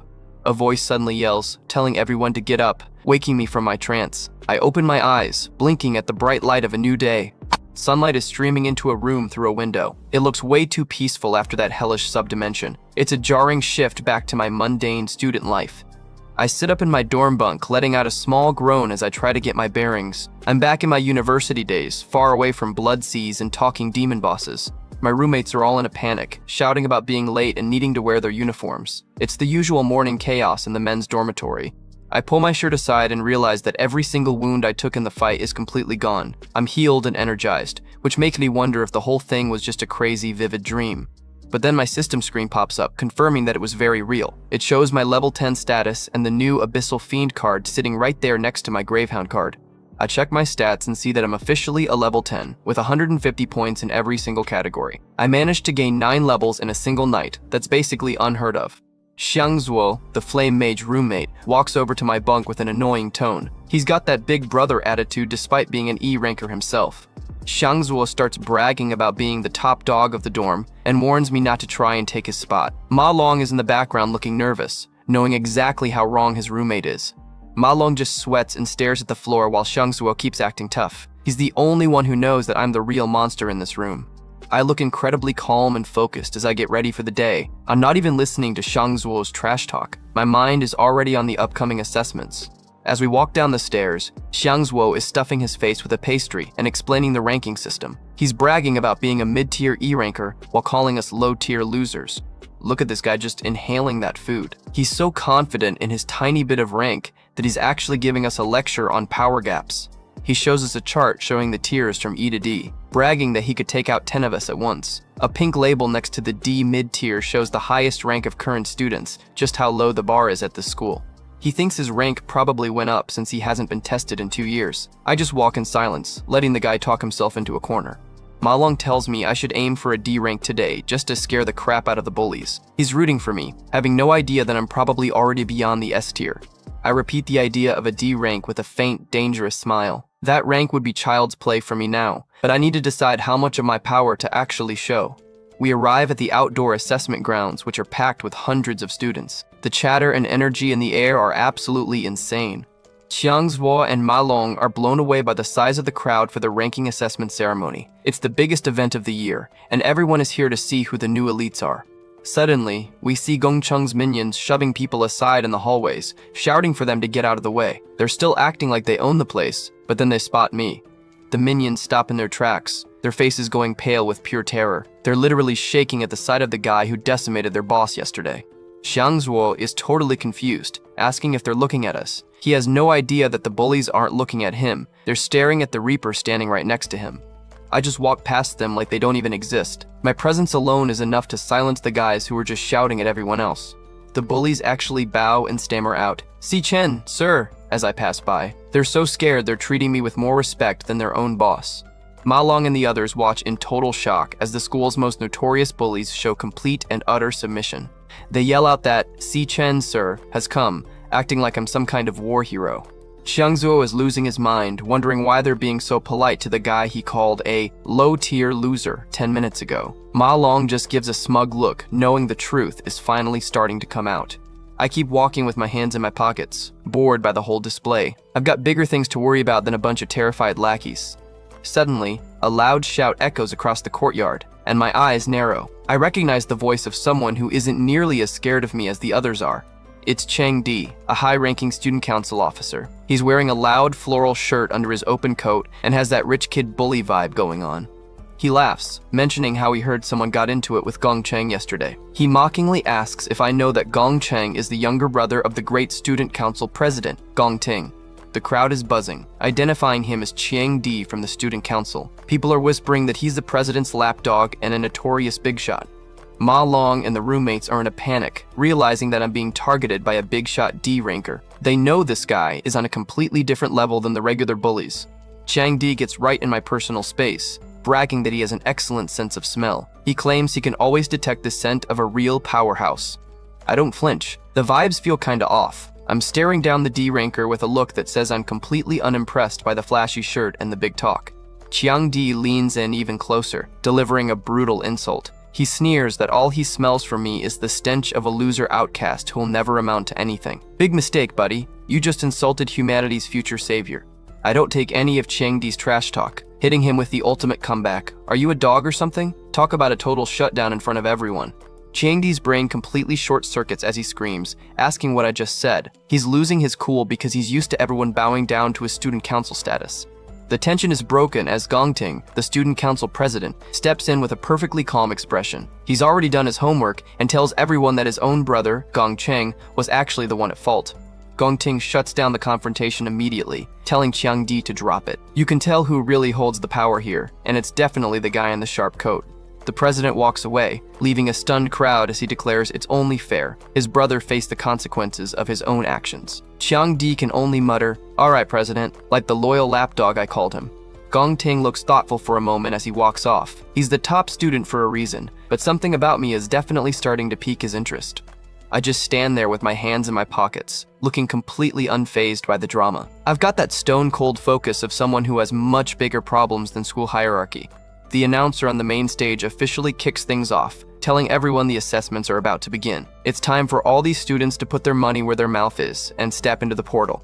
Gong Ting and Chang Di walk away, with the president deciding that I'm probably not much of a threat after all. He's more focused on making sure he crushes his own assessment today. High above the grounds, the vice president Ling Yu is watching the whole scene while casually sipping on some tea. She's got a front row seat to all the potential chaos. A mysterious figure in the shadows asks her if someone interesting caught her eye. It's clear the higher-ups are keeping a very close watch on this year's crop of talents. Ling Yu just gives a knowing smile, thinking to herself that this year's rankings are going to be pretty interesting. She's definitely seeing something in me that no one else has noticed yet.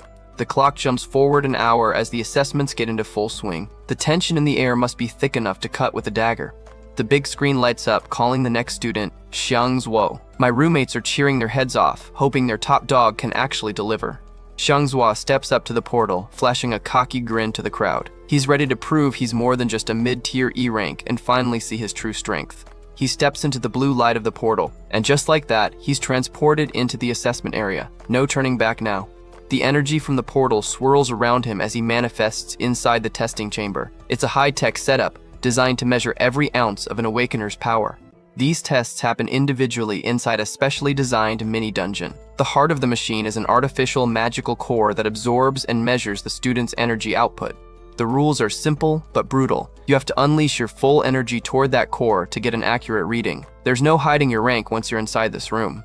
Xiang Zuo gives it everything he's got, screaming as he channels a massive blast of fire directly into the machine. It's a flashy display of power for someone in his grade. The artificial core takes the hit, pulsing and humming as it processes the massive surge of flame. You can practically hear the mechanical thumping as it analyzes the attack. The results start popping up on the big screen, showing a large blue E next to his name. It's now moving on to the second, more important part of the test, potential. The core lets out a heavy buzz as it finishes its calculations. Everyone in the stadium is holding their breath to see what the machine says. The testers announce the final verdict, E rank, mid-tier. They notice the machine is still crunching some numbers, realizing the rest of the data hasn't been displayed yet. Ma Long is freaking out in the crowd, shouting that the main event is finally here. He's way more excited about this than Xiang Zuo probably is. Potential is the highest rank an awakener can theoretically reach in the future. If you got high potential, the government is going to start treating you like a VIP very quickly. A massive CC flashes on the screen for Xiang Zuo's potential. In a school of E ranks, having C rank potential is actually a pretty solid achievement.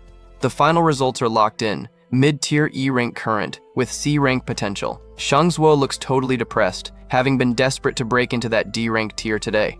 Ma Long tries to comfort his roommate on the stairs, jokingly saying they'll probably be even worse than him. Typical roommate energy roasting you even when you're down. The screen clears as the announcer calls for the next student to step up. The cycle continues as the ranking ladder starts to take shape. The results for my other roommates, Shan Yu and Ma Long, are finally posted. Both of them landed in low-tier E rank with C rank potential, keeping them at the very bottom of the school ladder.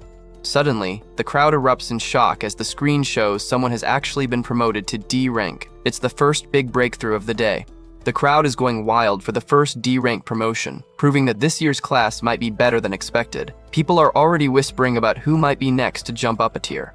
More students pass through the assessment portal. The rankings are starting to fill up with more D rank surprises.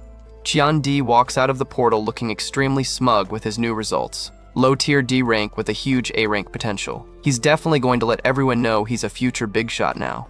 The testers are having a field day, noting that they've already seen an incredible number of D ranks this year. Usually, you only see 2 or 3, so this class is officially stacked.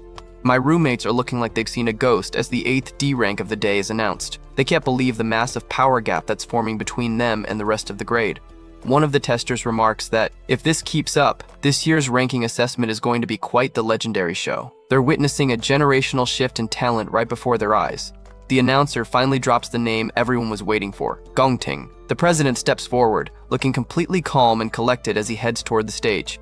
I watch his boots as he walks with the confidence of someone who knows he's already won. The crowd goes totally quiet as the star of the school prepares for his turn.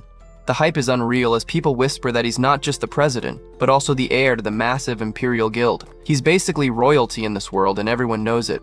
The crowd calls him the chosen one. with a list of titles longer than your grocery list. I just watch silently from the side, probably the only one not impressed by all the fancy rumors.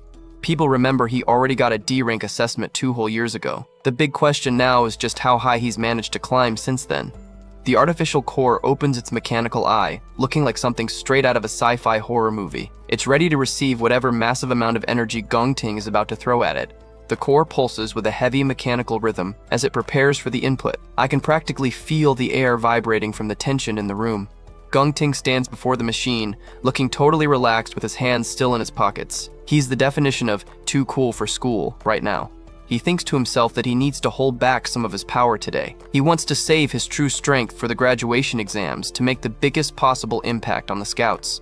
Gongting's eye glows with a dangerous light. He decides that even holding back, he'll still be the #1 student. That's some serious S-tier arrogance, but he's definitely got the stats to back it up. The machine starts buzzing like crazy as it tries to calculate the output from Gongting's attack. It looks like it's actually struggling to keep up with the amount of energy he just released. One of the veteran testers looks like he's about to faint, his face going completely white. He stammers out about that color, clearly seeing something on his screen that shouldn't be possible for a student. The results flash on the big screen. High tier D rank with an impossible S rank potential. This isn't just a good result, it's a national level miracle. The entire stadium explodes into total chaos. People are screaming and losing their minds because an S rank potential means he's basically a guaranteed god in the future. Changdi is cheering like his life depends on it, shouting "Long live the president." He's definitely doubling down on being the top dog's #1 fan. Even my roommates are in absolute awe, with Ma Long shouting that they've just witnessed history. I'm the only one who stays quiet, staring at the screen with my glowing red eyes. The lead tester is in a full-blown panic, telling everyone they have to report this to the higher-ups immediately. An S-ranked potential is a rare international treasure that could change the balance of power. Gongting walks away from the portal, surrounded by a crowd of starstruck students. He's officially a legend now, and being the heir to the Imperial Guild just makes him even more untouchable. The president looks calm as ever, but I can see that flicker of satisfaction in his eyes. He's successfully solidified his spot at the top of the food chain. Back on the high balcony, the headmaster is talking to Ling Yu, noting the incredible talent on display today. They've definitely found some gems in this year's class. Headmaster Yuan Long, the man in charge of this whole elite university. He figures Ling Yu already knew about Gongting's insane potential before today even started. Ling Yu just gives a polite smile and says she didn't come out here just for the president. The headmaster is surprised, wondering who could possibly be more interesting than a future S rank.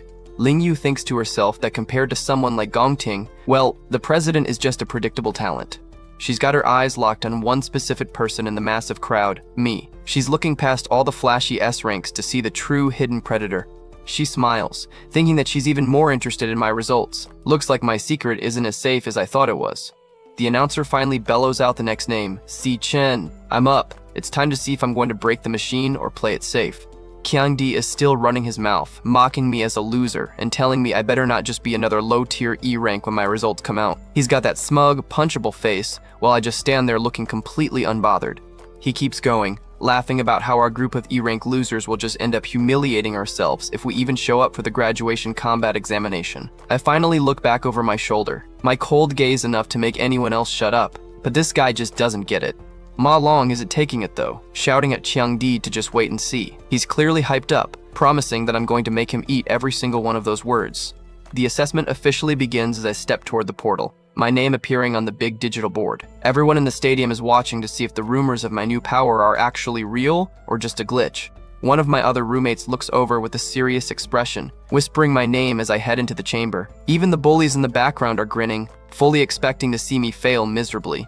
Inside the testing room, the massive mechanical eye of the artificial core focuses directly on me. It's an eerie setup, with thick black cables snaking everywhere around the glowing blue orb.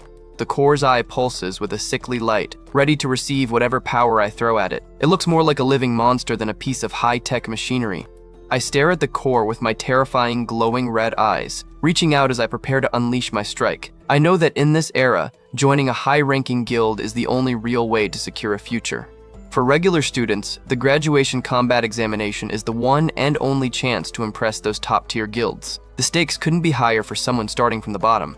I see a silhouette of a warrior slaying a monster, reminding me of the brutal nature of the world outside these school walls. It's a killer-be-killed environment where only the strongest avoid being eliminated. More flashes of combat show the intensity of the graduation exam, which is a team-based challenge. It's not just about individual power, you need a squad that can actually survive together. The team that ultimately takes first place gets the ultimate prize. Every member gets directly recruited by the Imperial Guild, the nation's most prestigious group. That's a literal golden ticket to the top of the food chain. The rules for the graduation combat examination are clearly stated. It's a team-based test where students are free to pick their own 10 teammates. Your entire future depends on the group standing next to you. The screen shows a silhouette of the prestigious Imperial Guild Tower, emphasizing exactly what everyone is fighting for. This is why these ranking assessments are secretly a massive scouting event. I see the guild logo. These assessments aren't just for checking your own rank. They serve a much bigger, more strategic purpose for the students and the guilds. It serves an even more important purpose, as I see the elite students watching the board. This is where teams are built, and the weak are officially discarded. Chiang-di is laughing with one of his new recruits, a low-tier D-rank student named Yan Lin. He's already building his dream team based on the new results, trying to grab all the best talent early. Chiang-di brags that their 10-person team is already complete with all the top D-rank students. He's even planning to add Gongting's little brother, Gongcheng, to secure their victory in the combat exam.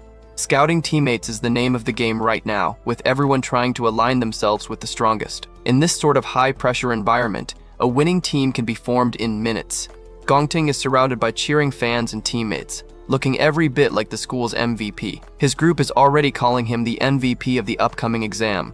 In contrast, my roommates look absolutely dejected, standing alone while the winners celebrate. The harsh reality is that the strong stick together while the weak are just ostracized. A massive text box hammers home the point, and the weakest team as well. It's a brutal cycle where the ones at the bottom have almost no way to find decent partners. That's the natural law of survival. The world doesn't care about fairness, it only cares about results, and those results mean the weak are eventually eliminated. Ma Long is sweating buckets, checking the time and wondering how long I'd been in there. He's starting to lose hope, thinking there's just been no chance for a breakthrough.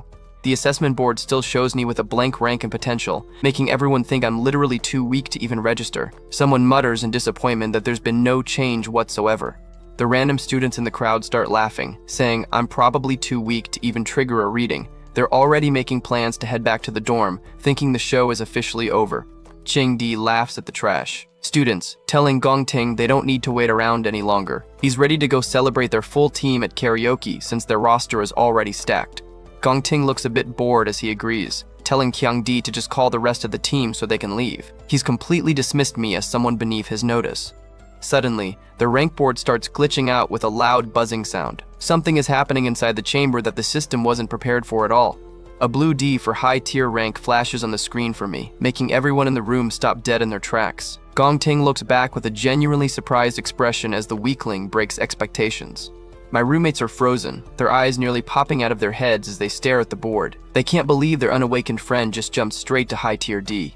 Ma Long is losing his mind with joy, jumping around and shouting about what he told them. He's totally rubbing it in everyone's faces now that I've delivered. Gongting and Chiang-di look like they've seen a ghost, with Chiang-di letting out a shocked sound. A high-tier D rank is basically elite level for a student, and it's definitely not what they were expecting. The machine starts to rumble with a heavy thumping as the core struggles to handle the pressure. A purple warning message pops up saying the system has detected an abnormality in the magical core. The system flat out tells them the results might be inaccurate and asks for a reconducted test. I'm literally making the Academy's best technology crash. Inside the room, I'm just casually checking my level 10 stats on my private screen. I realize that even without using my special classes, my regular body is already equivalent to a high-tier D rank. I decide it's time to stop playing around and really test the limits of this machine. I've got that look of someone who's about to break the rules. I switch over to my Grapehound King class, and suddenly I'm wearing a skeletal jaw mask and crackling with blue energy. The transformation is finished, and the power level in the room just tripled. Next, I'll test it out with my current weakest class. If my weak class is enough to cause errors, the school is in for a very rough day. The board glitches out again, the rank jumping around as the machine tries to find a level for this new energy. The crowd is starting to get genuinely nervous as the building begins to shake. A massive blue C rank flashes on the screen with a loud buzzing noise. The only reaction anyone can manage is disbelief as my rank keeps climbing. The crowd screams, asking what the hell is happening and if my rank went up again. Going from unawakened to mid-tier C rank in a single day is unheard of in school history. Gongting looks on with a mix of shock and genuine concern as the rank continues to fluctuate. He's never seen the assessment machine behave like this before. The lead tester is panicking, asking why the rank changed again and wondering if there's a massive internal system error. He's clearly never seen a student with this kind of volatile power.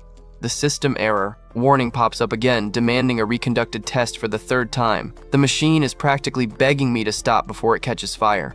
The core's mechanical eye is bulging and sweating, looking like it's about to pop from the sheer intensity. The thumping sound is getting louder and more violent by the second. I decide to go all in, triggering another class CLASS change command. I want to see if my other two classes can break the machine once and for all. I manifest my ABYSSL find form, and the air in the room turns into a swirling vortex of purple and pink energy. This is level 10 S-rank territory now, and it's way beyond the machine's pay grade. The abyssal fiend silhouette appears behind me, radiating an aura of pure, unadulterated strength. All right, I say, sounding like a true king. Now it's time to test out the full extent of my powers. The core lets out one final massive thump as it reaches its ultimate breaking point. It looks like a heart that's about to burst, glowing with a dangerous, unstable purple light. A massive rumble shakes the entire campus as dark clouds swirl above the stadium. Lightning starts striking the ground, turning the afternoon into a literal apocalypse. The energy is so intense, it forms a dark tornado right in the middle of the testing arena. Students are screaming and looking for cover as the ranking test turns into a natural disaster. Gongting and Changdi look up at the sky in absolute horror, asking what the hell's happening. They're finally starting to realize that I'm not just strong, I'm a force of nature. Ma Long is huddled on the ground with our roommates, calling it a divine phenomenon. He's terrified but also hyped, realizing our dorm has just produced an earth-shattering monster. The potential board is a complete mess of digital glitches, with the S-rank symbol barely visible through the noise. The machine is basically screaming for help at this point. A massive golden S starts flickering on the potential screen, sending shockwaves through the entire crowd. The announcer screams over the roar of the storm, asking if that's another potential S rank. The head tester looks like he's about to have a heart attack, his mouth hanging wide open in pure shock. He's witnessing history, and he's also witnessing his life's work explode. Gong Ting is sweating bullets, staring at the screen with a look of pure disbelief. He's no longer the only chosen one in school, and his ego is taking a massive hit. The warning signs start popping up in red all over the screen, followed by a massive warning about a system error. The machine has officially given up on trying to measure my potential. The text SY System Error fills the screen as the energy levels exceed every maximum bound. I've literally broken the fundamental rules of the assessment. A red warning box confirms the chaos. The potential rank value cannot be determined because the maximum system bounds have been exceeded. My power is so high it doesn't even exist in the school's database. The lead tester lets out a high-pitched scream of disbelief as his terminal literally starts blowing up in front of him. He's completely lost control of the situation and is just along for the ride now. With a loud boom, the assessment portal explodes in a massive fireball, sending debris and smoke flying everywhere. I just destroyed a piece of government technology worth millions with my sheer presence. The testers are running for their lives as the core continues to overload and spark. They're panicking, trying to make sure the students aren't in any danger from the impending blast. The core hangs limp in the smoke, blue sparks still arcing between the broken cables. One of the testers cautiously calls out for me, asking if I'm alright and fearing the worst. The lead tester is staring at the remains of the core with wide, trembling eyes, letting out a shocked sound. He realizes the machine wasn't just broken, it looks like it's been completely drained of life. He declares that the magical core is dead. It's a total loss, and everyone is left wondering what kind of monster could possibly do this to a high-tier artifact. The testers are mourning the machine, wondering if it was just in use for too long today. I stand in the background, looking completely bored and unaffected by the chaos I just caused. I probably pushed the core too far and caused it to rupture, but I'm not too worried, because at least something good came out of it for me. The system confirms my secret victory, devouring complete. I actually used my gluttony power to absorb the essence of the school's A-rank magical core while it was testing me. I stand amidst the digital fragments of the core, which the system identifies as a delicate magical core of A rank. I just pulled off the ultimate heist right under everyone's noses. I trigger the command to activate the delicate magical core, my eyes glowing with a bright cyan light. I've successfully incorporated the core's scanning powers into my own body. Suddenly, I see little green boxes floating over everyone's heads, displaying their current rank. I realized I can now see everyone's strength just by looking at them. Talk about an unfair advantage. A close-up of my glowing cyan eyes shows my intense focus as I scan the crowd of students. I'm feeling pretty good about this new utility skill I just borrowed.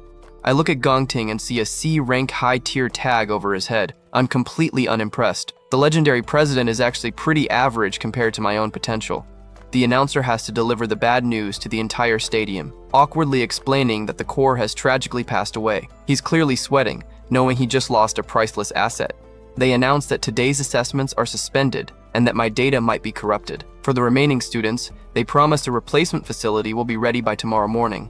Ma Long is hugging me, calling me a freaking genius while we walk back to the dorm. Xiang Zuo is still a bit skeptical, but Ma Long is ready to treat me like a literal king. Chiang Di isn't having it though, shouting that there's no way trash like me could be C rank. He's convinced the machine was just malfunctioning and is trying to save face in front of everyone. He keeps screaming and spitting, demanding to know how I plan to pay them back for wasting their time. He's really digging his own grave right now with all this trash talk. Yellow lightning starts dancing around my hand as I reach my limit. This guy just won't shut up, and it's about to get very ugly. I stare at Chiang Di with a murderous, glowing glare, lightning crackling around my head. Maybe I should just get rid of him once and for all. Gongting steps in once again, telling Chiang Di that's enough, and reminding him not to be rude to their new teammate. Chiang Di looks genuinely confused by the sudden change in tone. Chiang Di can only stammer out, asking if he means teammate as he looks between the president and me. It looks like Gongting is a lot smarter than his lapdog and knows exactly who he needs on his roster. Gongting offers his hand to me, inviting me to join his team for the graduation combat examination. He's wearing a confident smile, promising that together they'll get the highest score in school history. He says my name, Si Chen, with a weight that shows he's finally treating me as an actual equal. I just stare at his extended hand, my red eyes revealing absolutely nothing about my true intentions. Promising the highest score in history? Well, we'll see about that, buddy. The tension on the field is so thick you could cut it with a knife. Everyone is losing their minds because the legendary Gongting is personally inviting a total wildcard like me to join his elite squad. Chiang Di is absolutely fuming in the background, gritting his teeth so hard they might shatter. He's already stressing about having to kick someone off the team to make room for a guy he considers a loser. I just stand there with that deadpan look, completely unfazed by the spotlight. The crowd is whispering, wondering what makes me so special when so many others tried to bribe their way onto the president's team and failed. Chiang Di clenches his fist, realizing he's stuck in a corner. Since the invitation came from the president himself, he has to play nice in public even though he clearly wants to explode. Talk about a fake smile. Chiang Di forces out a welcome to the team, but you can practically see the steam coming out of his ears. He's gritting his teeth so hard it's actually painful to watch. Chiang Di is glitching out, unable to process that someone actually said no to the strongest team in school. He looks like he's about to have a literal heart attack from the disrespect. I can see him sweating bullets, his eyes wide and trembling. He's never been humiliated like this before, and it's clearly eating him alive. Gongting's eyes narrow, and I can see a flicker of genuine interest in his golden gaze. He's not used to being rejected, but he's staying way calmer than his lackey. I keep walking, giving zero cares while Chiang Di screams at my back about how they're the strongest team around. I mutter that I don't care, which is basically the ultimate get lost. My red eyes glow with a terrifying intensity. I tell Chiang Di he's too loud and warn him to never bother me again. Absolute savagery. Chiang Di is having a full-blown anime meltdown, his face turning beet red as he screams into the void. Meanwhile, my roommates and I are just casually heading back like nothing happened. The gossip mill is working overtime as students whisper about me having some serious balls for rejecting the president. They're shocked, but hey, you gotta respect the hustle. I'm lost in my own thoughts, already planning my next 10 moves. People are starting to realize that if I rejected the top team, I must be aiming for that #1 spot solo. Ma Long and the other roommates are low-key terrified, but also impressed, laughing about the look on the bullies' faces. They know I'm brave, but they probably think I'm a little bit crazy too. Gongting watches me leave, telling his angry lackey that it's not a problem. He realizes I'm not just being difficult, I actually have my own master plan. The school grounds are finally starting to empty after the most dramatic assessment day in history. The quiet after the storm is definitely not going to last long. High above, Headmaster Yuan Long is chatting with Ling Yu, disappointed that the two powerhouses didn't team up. He was hoping for a new school record, but it looks like he'll have to settle for a rivalry instead. Ling Yu just gives a mysterious smile, thinking that things just got way more interesting this way. She's definitely the type who loves watching the world burn for entertainment. She points out that Gongting has always had it easy, being born with a silver spoon in his mouth. To him, someone like me rejecting him is basically an official declaration of war. But she warns that the president isn't just some rich kid pushover. He's a monster in his own right, and he doesn't take kindly to people stepping on his ego. Gongting and Chiang Di are still standing there, with Chiang Di still whining about how I only got the spotlight because of a system error. He's coping so hard right now it's embarrassing. Gongting gets a serious look in his eye, wondering if the assessment actually was right. He vows that no matter what, he won't let anyone else take first place from him. Chengdi is already plotting some shady stuff, muttering about teaching me a lesson. He's looking for any excuse to jump back into the bully role. The president shuts him down instantly, asking if he looks like a petty person. Chengdi backtracks immediately, terrified of upsetting the actual boss. Gongting walks away, declaring he's not in the mood for karaoke anymore. I can tell my rejection really got under his skin, even if he's trying to hide it. As he leaves, he gives Chengdi a cryptic warning. Whatever he decides to do is on him and has nothing to do with the president. Talk about a green light for some off-campus trouble. Chengdi just stares at the back of his leader, the gears in his head slowly turning as he processes the do whatever you want message. And there's that creepy villain grin. Chengdi's got the message loud and clear. It's open season on me, and he doesn't have to worry about school rules anymore. 10 minutes later, Chengdi's goons are hanging out by the stairs, probably looking for their next victim. They're surprised to find out that I've already left the campus. The white-haired lackey reports that I headed home early without even grabbing a bite to eat. I'd basically handed myself to them on a silver platter. Chengdi crushes a soda can with a nasty crunch, feeling like God himself is on his side today. He's ready to make me regret ever being born. Off campus, anything goes. Chengdi's looking absolutely unhinged. He thinks catching me alone is going to be an easy win, but he's about to find out how wrong he is. Meanwhile, I'm just vibing, walking through the city with my earbuds in. I'm completely unaware that a pack of high-ranking bullies is currently hunting me down. I start reflecting on my past life, where things were much darker. I know exactly how the future is supposed to play out, and I'm using that knowledge to stay ahead of the curve. I remember an incident where one of the top guilds was raiding a dungeon in the Holy Land. It was a routine mission that turned into an absolute bloodbath. This was the moment Wrath first appeared, a blinding explosion of pink energy that signaled the beginning of the end for humanity. The power scale was just off the charts. The guild didn't stand a chance and was completely wiped out by the monster. Wrath emerged from the rubble and started destroying our world piece by piece. That's all the information I currently have from my previous life. I need more intel if I'm going to stop the apocalypse before it starts. I arrive at my destination, the Mithril Monster Exchange. This place looks fancy as heck, and it's the key to the first phase of my plan. I've already come up with a plan to find Wrath's location, but there's a catch. I need a massive amount of money to get things moving. Time to see if those dungeon drops are worth anything. Walking into the exchange, I note that this place will eventually become the nation's biggest resource hub. Right now, it's just a high-end gear shop for the elite. The shop is packed with high-tier weapons and armor. I know gear is a huge factor in an Awakener's strength. I'm here to act as a middleman and flip some loot for quick cash. I approach the counter, thinking about how selling monster parts is currently my fastest way to get rich. I've got that I'm about to break the economy look in my eyes. It's also currently the fastest way for me to get money. I'm definitely not interested in working a part-time job when I can just kill monsters for profit. I drop a pile of grave-bound fangs onto the counter with a loud clank. It's not much to look at, but for a student, it's a pretty weird thing to be carrying around. The shopkeeper with the glasses looks totally baffled, wondering how a student managed to get his hands on these. He's clearly never seen a low-tier kid with high-level drops before. I just casually tell him a monster dropped them, but the guy is still skeptical. He's acting like I just tried to sell him a bag of rocks. The pink-haired receptionist recognizes them immediately. She's stunned that an E-rank monster like a gravehound actually dropped anything this high quality. The shopkeeper is still being a snob, wondering what value a low-rank drop could possibly have. He's thinking about smelting them down into a staff or grinding them into powder, but he's not impressed. He brags about their VIP system and how he only handles premium goods for distinguished awakeners. He's basically calling my fangs junk to my face. I can tell this guy is desperate for a promotion to supervisor, but hasn't had any big spenders lately. He's frustrated and taking it out on the broke student at his counter. He decides it's better to just pass me off to the newbie receptionist so he doesn't have to deal with what he thinks is useless trash. Little does he know, he's about to miss out on the deal of a lifetime. He tells Miss Lee to handle the rest of the order, acting like he's doing her a favor. She just says, "Yes, sir," while the boss walks away with his nose in the air.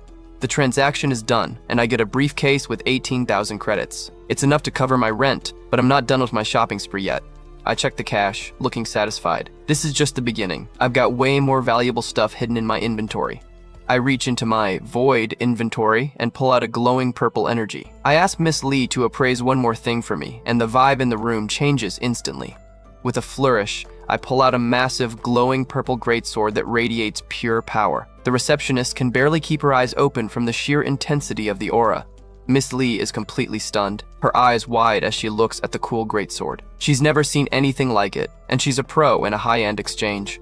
She thinks it's at least B rank, maybe even A rank. She's panicking because a weapon like this could be worth a fortune.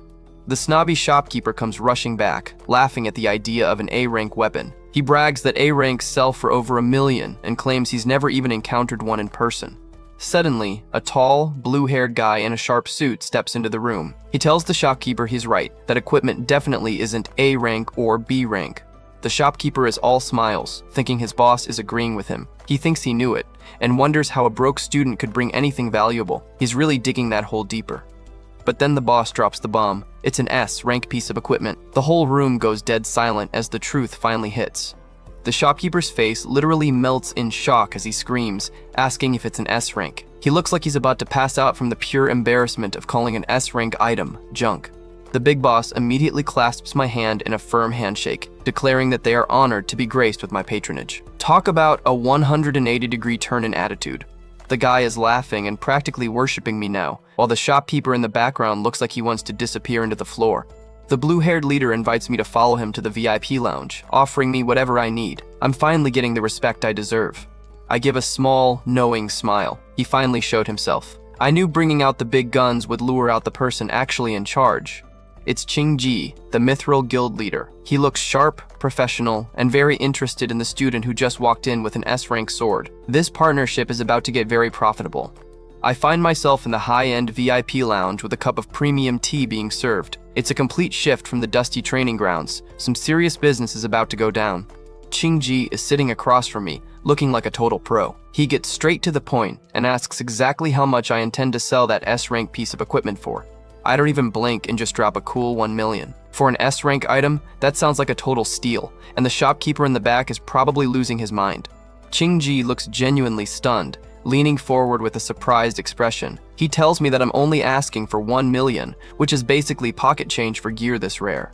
He explains that even A-rank gear fetches millions, so an S-rank weapon would pull in tens of millions at the very least. He warns that a treasure like this could literally cause a crowd stampede just to get a look at it. But I'm 3 steps ahead of him. I clarify that I don't want to sell it, I want to use it as collateral for a loan of 1 million, which I promise to pay back in just 1 month. Ching-ji is looking at me with a whole new level of respect. He realizes that using an S-rank weapon to secure a loan isn't something a typical university student would ever think about doing. It's clear I have no intention of actually parting with this sword. I'm much wiser than my age suggests, and I know exactly how to use a treasure without losing it forever. I calmly sip my tea while Ching-ji tries to figure me out. Am I a rich kid who ran away from home, or a hidden prodigy hiding my true strength? Either way, he knows he's not dealing with an ordinary guy. I double down on the confidence, telling the guild leader I'll repay the principal plus a 10% interest rate in just 1 month. That's a bold claim, but I've got the main character gaze to back it up. Ching-ji asks his assistant, Xiao Li, to step outside for a moment. Things are getting serious, and he wants a private chat with the mysterious student who just walked into his shop. He mentions the school I attend, National Awakener University. He's been doing some math in his head, and he thinks he's figured out where that million is going to come from. He smirks, noting that the seniors at my university are about to graduate. He's definitely pieced together the timing of the upcoming graduation combat exam. Ching-ji points out that the graduation exam has a prize of exactly 1 million for first place. It lines up perfectly with my proposed loan repayment date, which is basically an admission that I plan on winning.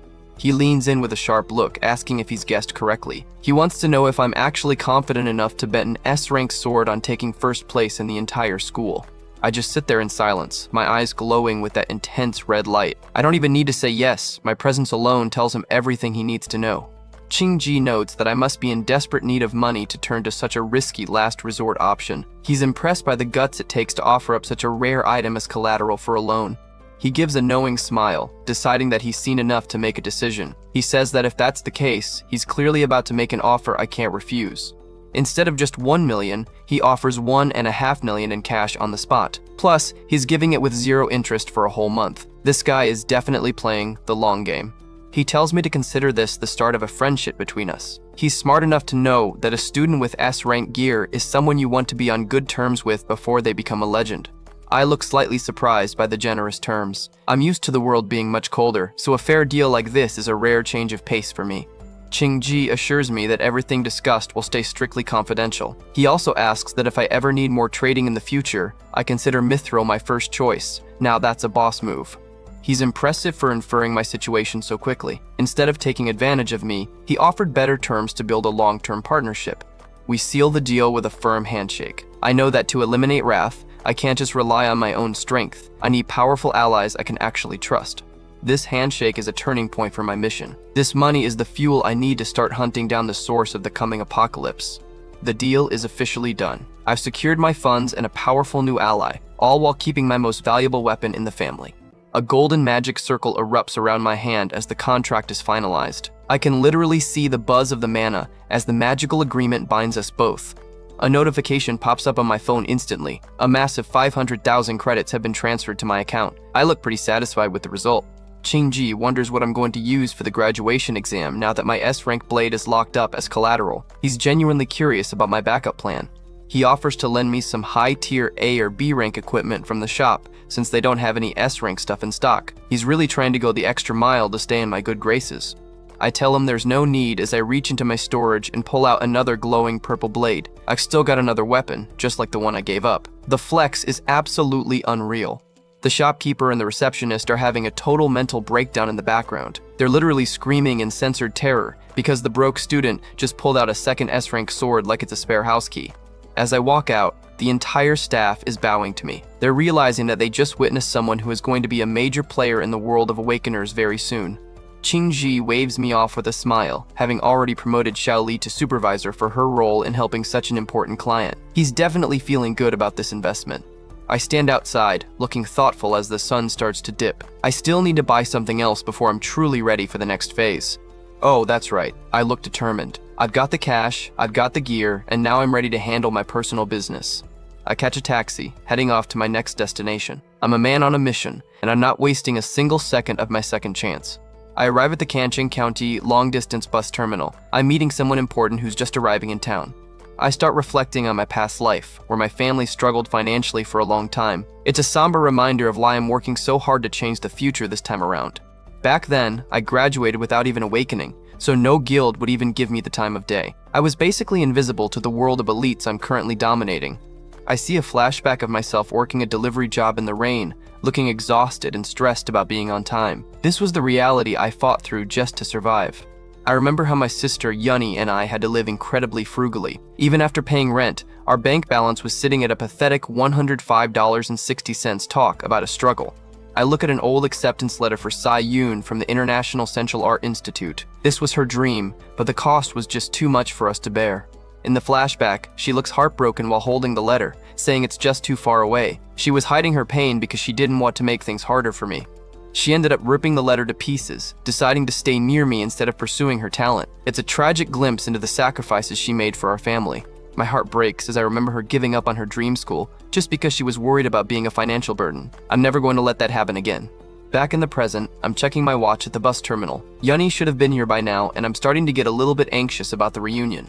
Suddenly, a loud shout of "bro" cuts through my thoughts. I look over, and the surprise must be clear on my face as I hear the most important voice in my life. She shouts for her bro, asking how many times she's told me, as I see her sneakers on the pavement. She's already scolding me for waiting at the entrance instead of the exit typical sibling energy. It's Siyun, looking healthy, vibrant, and very alive. She's dragging her suitcase along with a big smile, mentioning how we're broke again after paying rent, but she doesn't seem to care as long as we're together. I'm frozen, staring at her with wide eyes. To her, it's only been a few days, but for me, it's been 7 years since I've seen her standing right in front of me. 7 years. The weight of all those years of grief and regret is finally starting to lift as I see her face again. She waves her hand in front of my face, asking why I'm just standing there like a dummy. She has no idea that she's currently looking at someone who has literally crossed time to save her.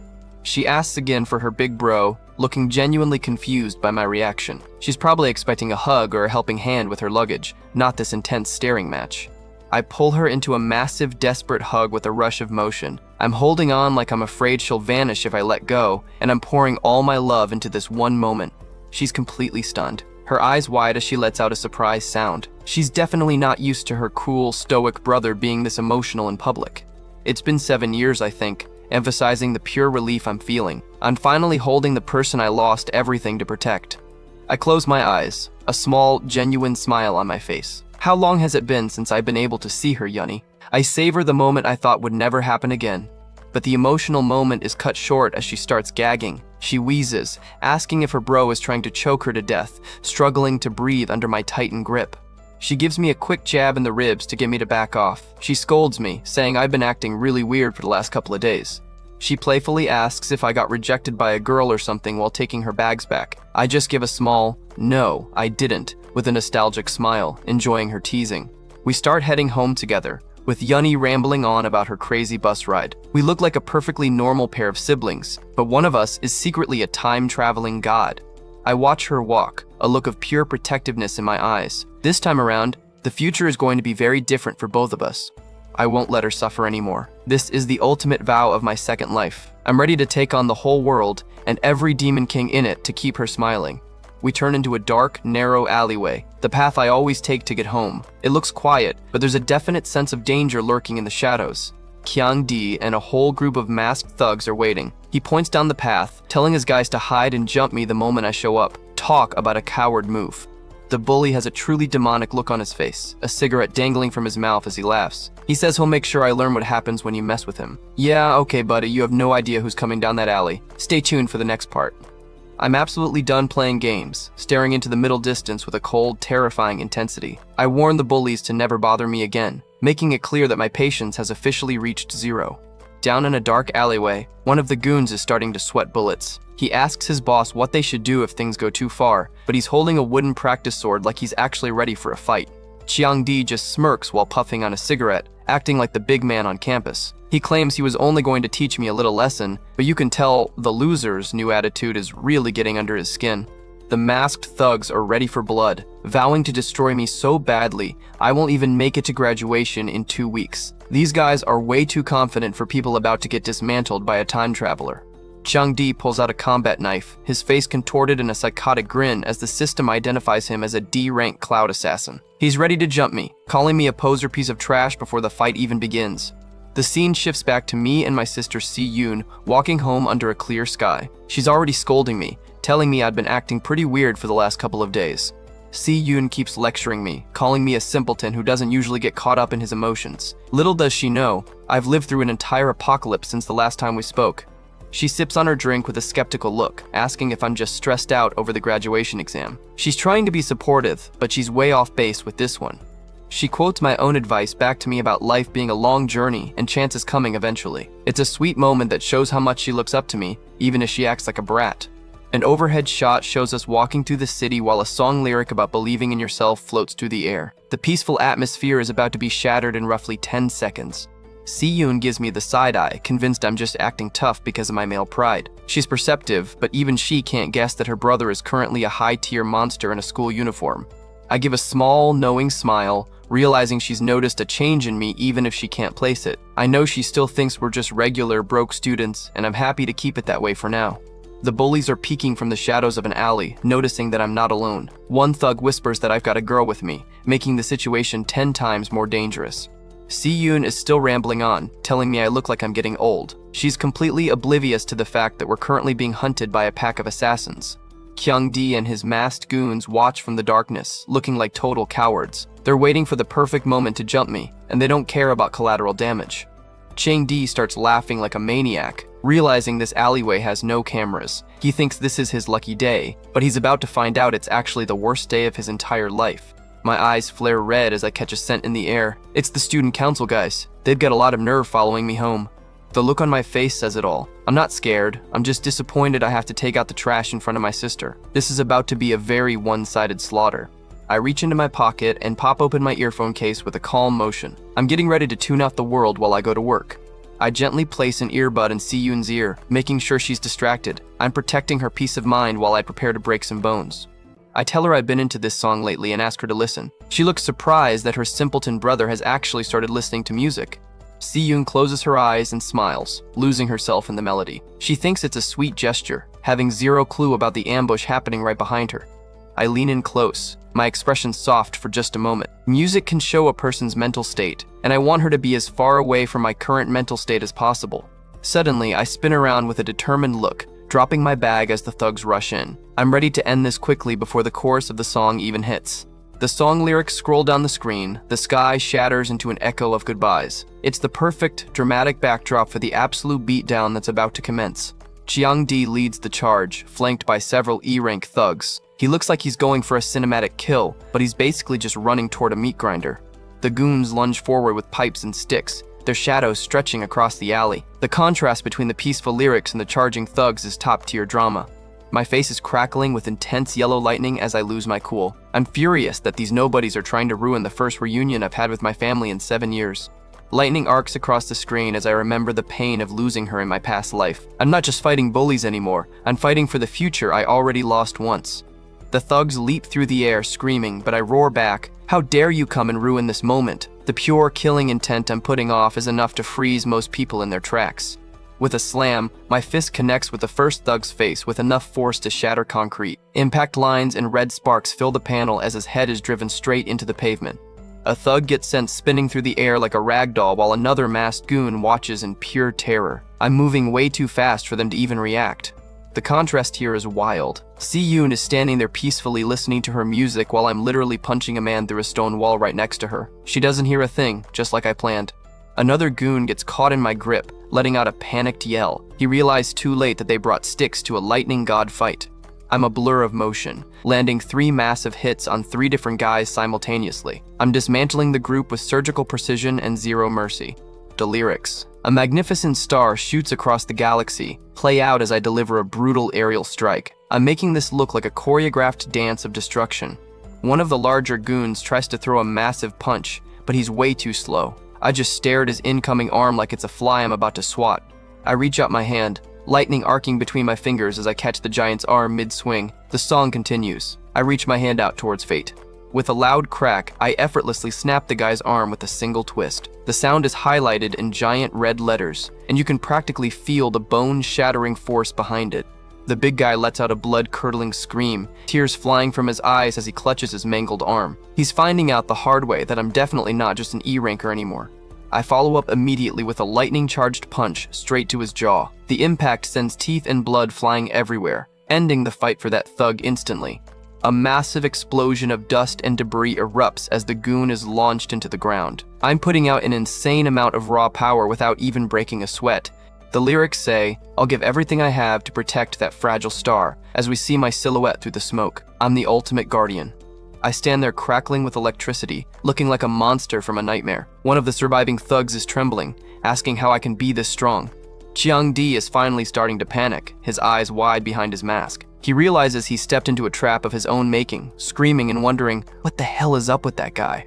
I wind up a massive, glowing fist, my knuckles already covered in blood. Cheong-di is frozen in the background, looking like he's about to pee his pants. I throw a heavy punch that creates a massive shockwave, closing the gap between us in an instant. The speed is so high it's literally warping the air around us. With a loud bam, my fist connects with Kyung-di's chest, sending him flying backward. He didn't even try to dodge, he was just overwhelmed by the sheer pressure. Cheong-di grits his teeth, trying to maintain his ego even though he's getting wrecked. He screams that he's the strongest cloud-type assassin, but he sounds more like a desperate child than a threat. He goes full psycho mode, pulling out his knife and lunging back at me with a scream, asking if I think he can't beat me. Big talk for someone who's barely landing hits. I dodge the knife strike by an inch and deliver a point-blank lightning blast to his face. The knife goes flying as his head is engulfed in sparks. He's sent tumbling through the air after a brutal kick to the ribs. I'm tossing him around like a hacky sack, completely unable to mount a defense. I catch up to him in midair, landing another heavy strike that creates a loud thwack. I'm not giving him a single second to breathe or regroup. I start pummeling his face with a barrage of punches, looking completely merciless. Blood and sweat are flying everywhere as I systematically break him down. His face is a complete mess of blood and bruises as I deliver one last, devastating blow. He looks like he's about to pass out, his strongest assassin title looking like a total joke. With a loud boom, I smash Cheong-di into the concrete with enough force to create a crater. The final impact is massive, officially ending the ambush once and for all. I stand over his broken body, looking completely bored. I coldly remind him that I clearly told him to never bother me ever again. Through my glowing red eyes, I see a terrified, whimpering Cheong-di. It's a chilling view that shows exactly how a predator looks at its prey. I lean in close, my face half shadowed by lightning as I ask, "What part of that did you not understand?" Cheong-di is having a total meltdown while lying in a crater. I can tell all his ribs are broken and his legs are completely numb. He's finally accepting that my rank assessment was the real deal and that I'm definitely way beyond just a D rank. The bully is a bloody mess, coughing up fluid and stammering out a pathetic, "sorry." He's crying like a baby now that he realized he picked a fight with a literal monster in a school uniform. I have him pinned, a jagged knife right to his throat, with zero emotion on my face. I give him the ultimate, "shut up or die." Warning, if he makes even a single sound, he's finished. He's staring at the blade with wide, trembling eyes, realizing that I'm not just acting. I really will kill him without a second thought. The fear is so intense, you can practically smell it through the screen. I must look like a demon against the blood-red backdrop. Chang-di is probably wondering what the hell I've been through. He can't wrap his head around how a student can possess such a bone-chilling killing intent. A close-up of my glowing red eye shows I mean business. I tell him to remember every single word I'm about to say. He's going to be hearing this in his nightmares for the next decade.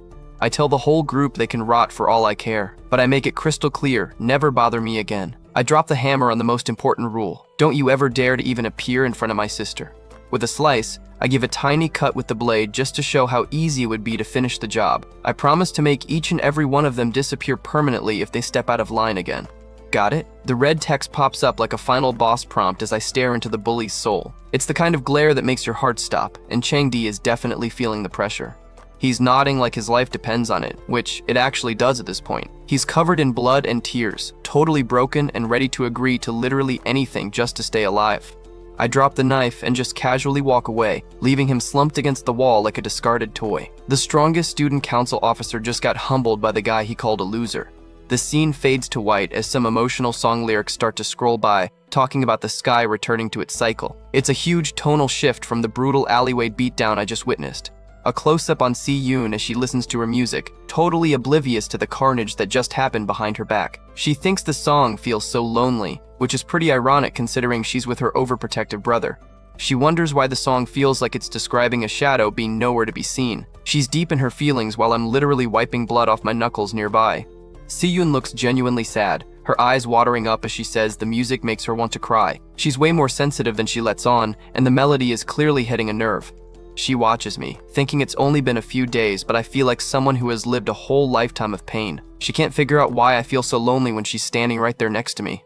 She finally snaps me out of it, shouting for her big bro and asking if I'm taking some joke a little too far. She's trying to lighten the mood after feeling that heavy main character aura I was putting off.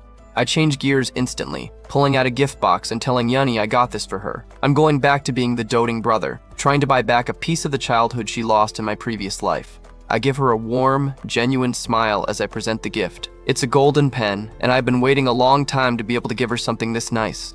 Yunny's jaw drops when she sees it's a magic holographic pen from Drag Co., the latest high-tech art tool. Her eyes are literally sparkling as she realizes she's holding her dream equipment.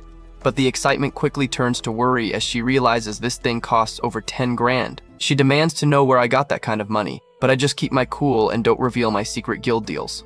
She looks at the pen sadly, saying we should probably return it because it's way too expensive for us. She's trying to be the responsible one, but it's heartbreaking to see her try to give up on something she clearly loves. I clench my bloodied fist behind my back, hidden from her view. I'm haunted by the memory of failing to protect her in my past life and vow that things will be different this time around. A split screen shows the thugs in the alley groaning for an ambulance, while Yunny looks at her gift. It's a brutal reminder of the violent path I'm walking to provide for my family. I'll protect everything about her. The text says it all as my determined expression is shown. I'm not just a brother anymore. I'm a guardian deity who's willing to burn the world down for her. Si-yoon finally starts using the pen, drawing a glowing pink line in the air. It's a beautiful, magical moment that shows the talent she had to hide away in our previous life. She's created a glowing holographic fish that's actually swimming around the room. She's totally blown away that it works, and seeing her happy makes every punch I threw in that alley worth it. Later at home, I'm happily inhaling a bowl of noodles. Yunny's fried egg noodles are seriously the best thing on the planet. Yunny isn't letting me off the hook though, lecturing me about paying rent while I'm throwing money away on gifts. She's got that classic responsible sibling attitude, totally unaware we're actually rich now. I drop the mic, casually mentioning that I've already paid this year's rent in full. Yunny's brain just stops working as she lets out a shocked sound that you can practically hear. I rub the back of my head with a goofy grin, lying through my teeth about starting a small business with a friend. I'm doing the classic hidden master move, keeping my dungeon raiding life a total secret.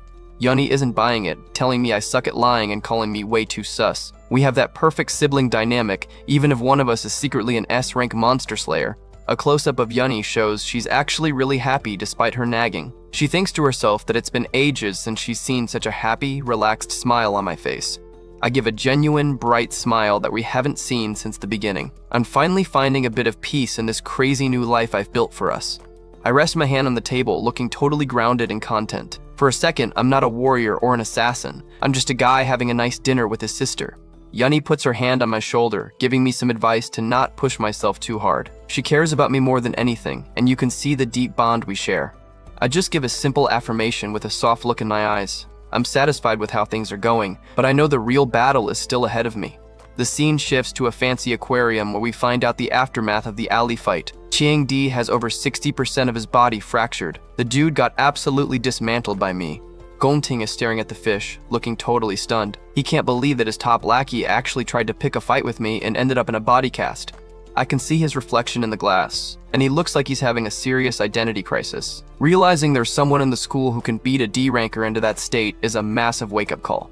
Lin Yu is casually sitting in a chair, mentioning that Chiang Di is definitely going to miss the graduation exam now. She's totally unfazed by the violence, which is a bit concerning to say the least. Gongting turns away with a cold look, saying it doesn't matter and that his team will be better off without any deadweights. Talk about being a ruthless leader. He's already replaced his friend without a second thought.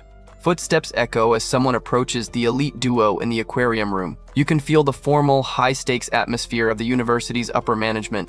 It's Gong Xuan, the university's director of career services. He looks sharp and serious, exactly like the kind of guy who manages the school's most promising talents.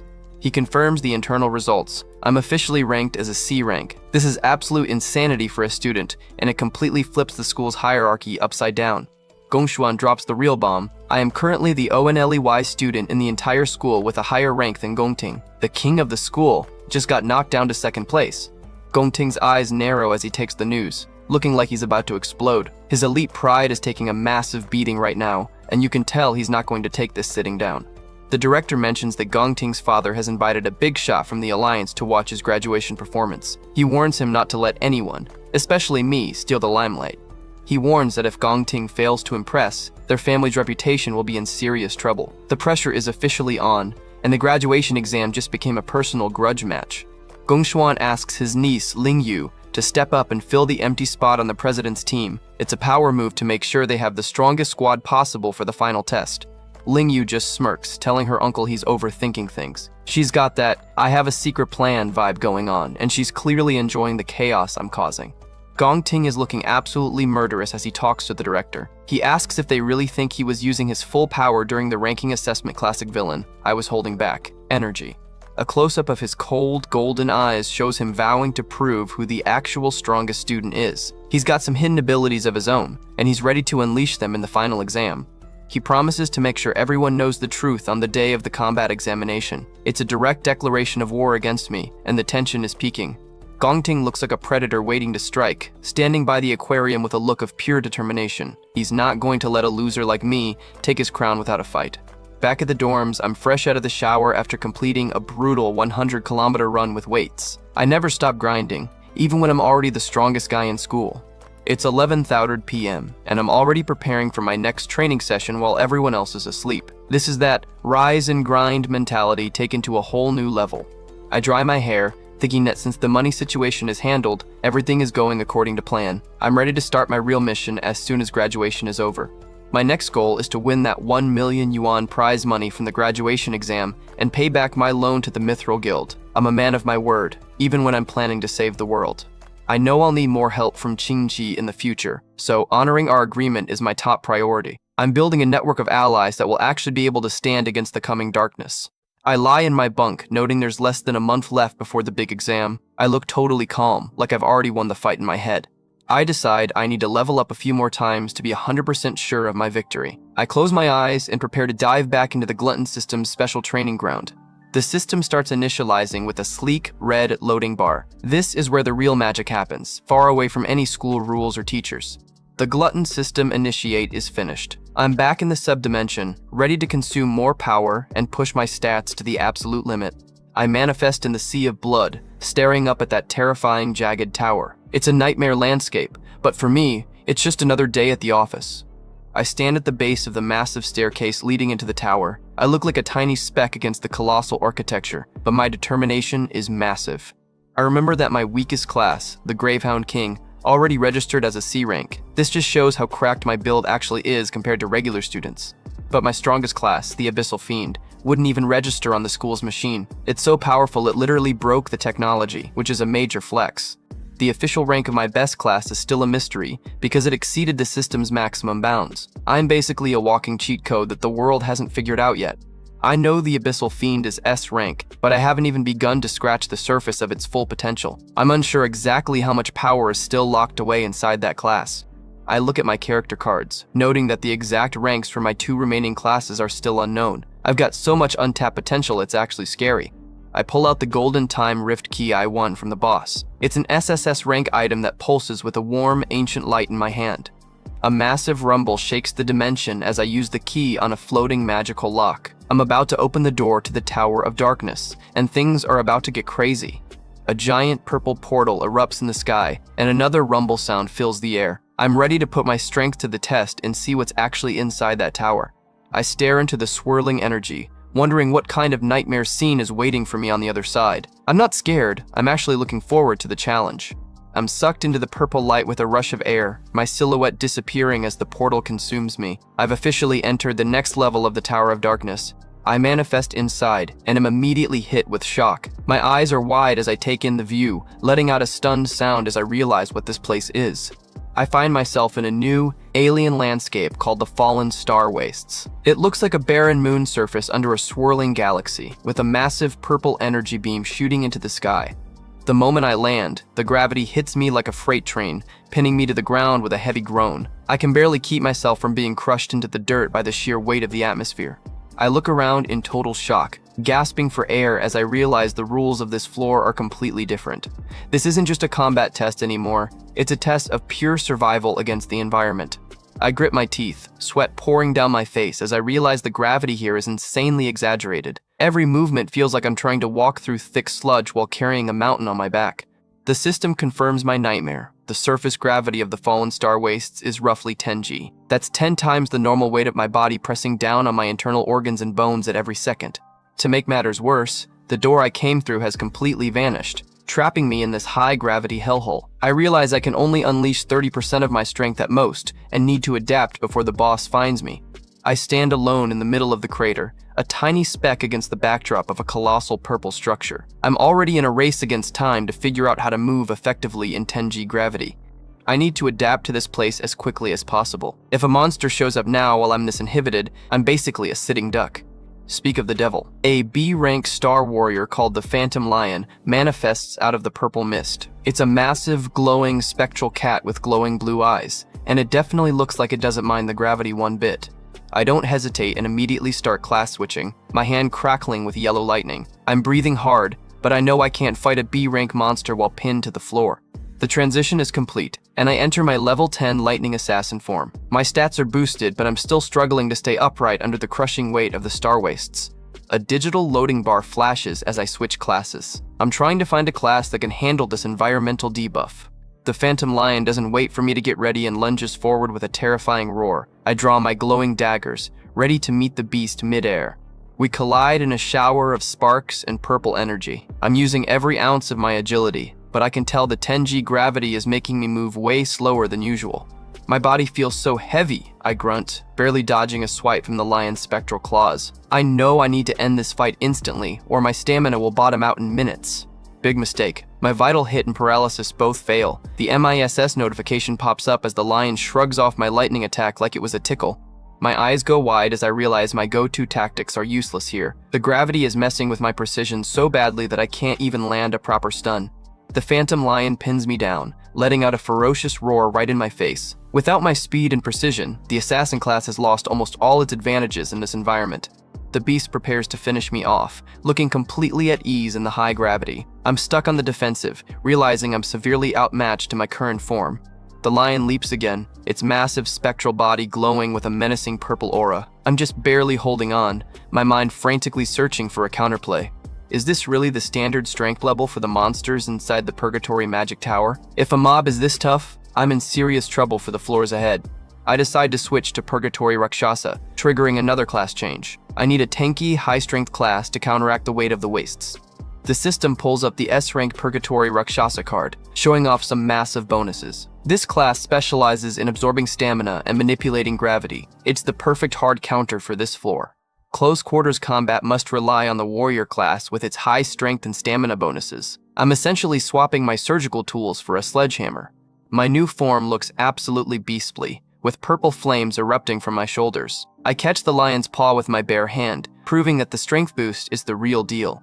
I prepare a devastating downward strike, the ground beneath me cracking from the pressure. I'm stacking gravity to the max, turning the environmental debuff into a massive weapon.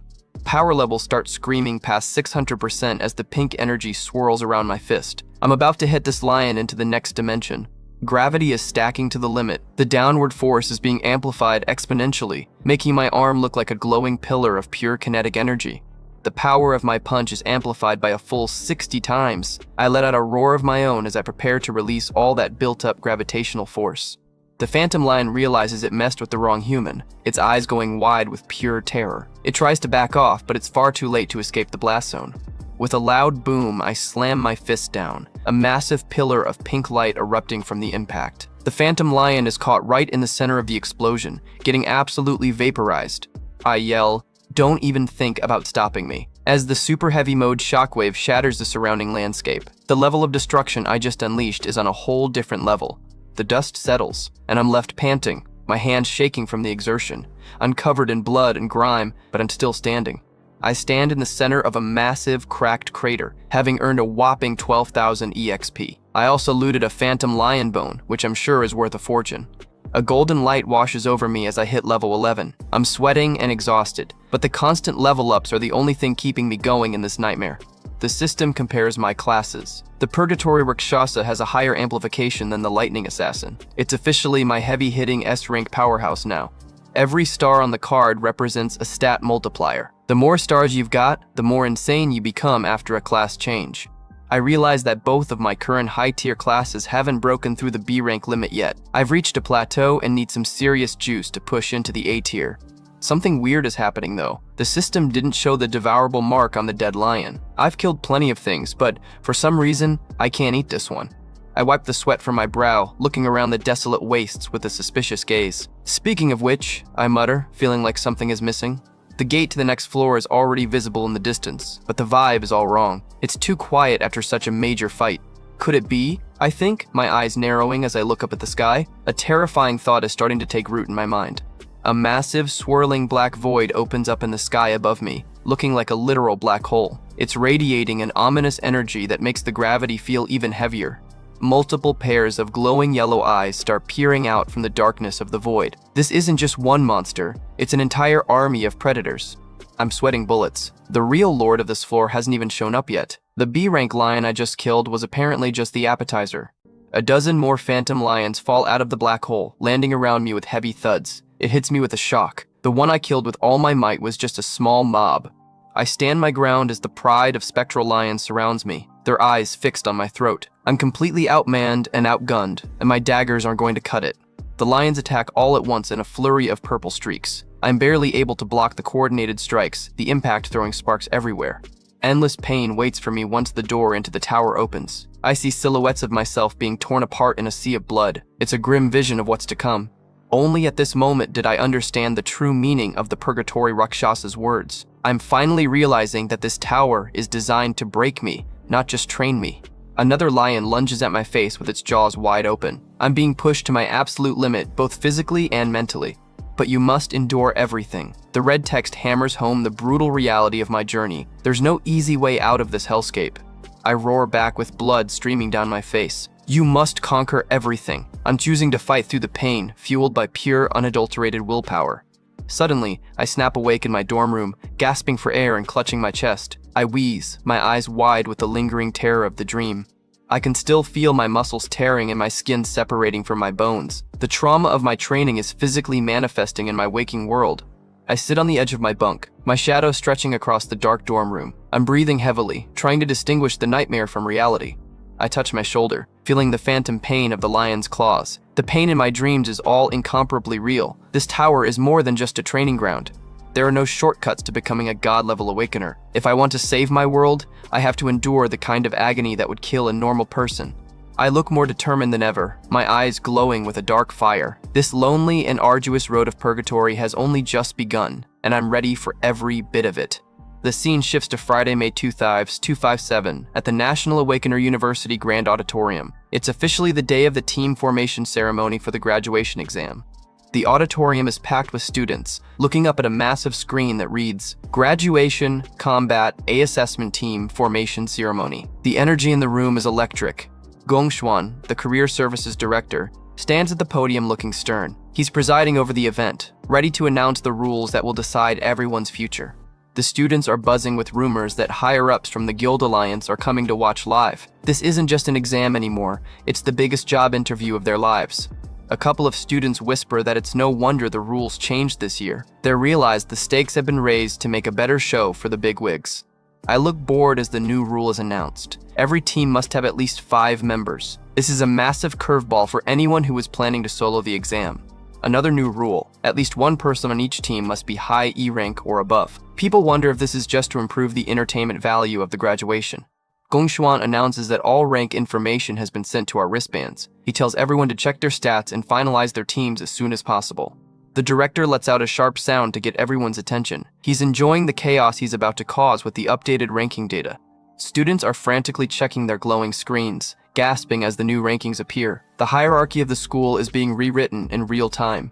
I get a look at the rank list on a wristband, with Gongting obviously sitting at the very top. The rest of the elites fill out the D-rank tiers below him.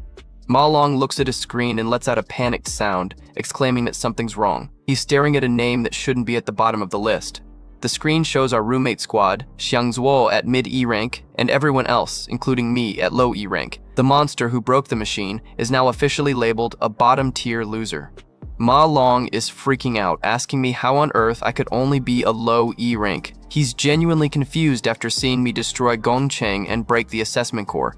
The other students are whispering, asking if my test didn't show C rank before. They're laughing and wondering how a C rank turned into a low E rank overnight.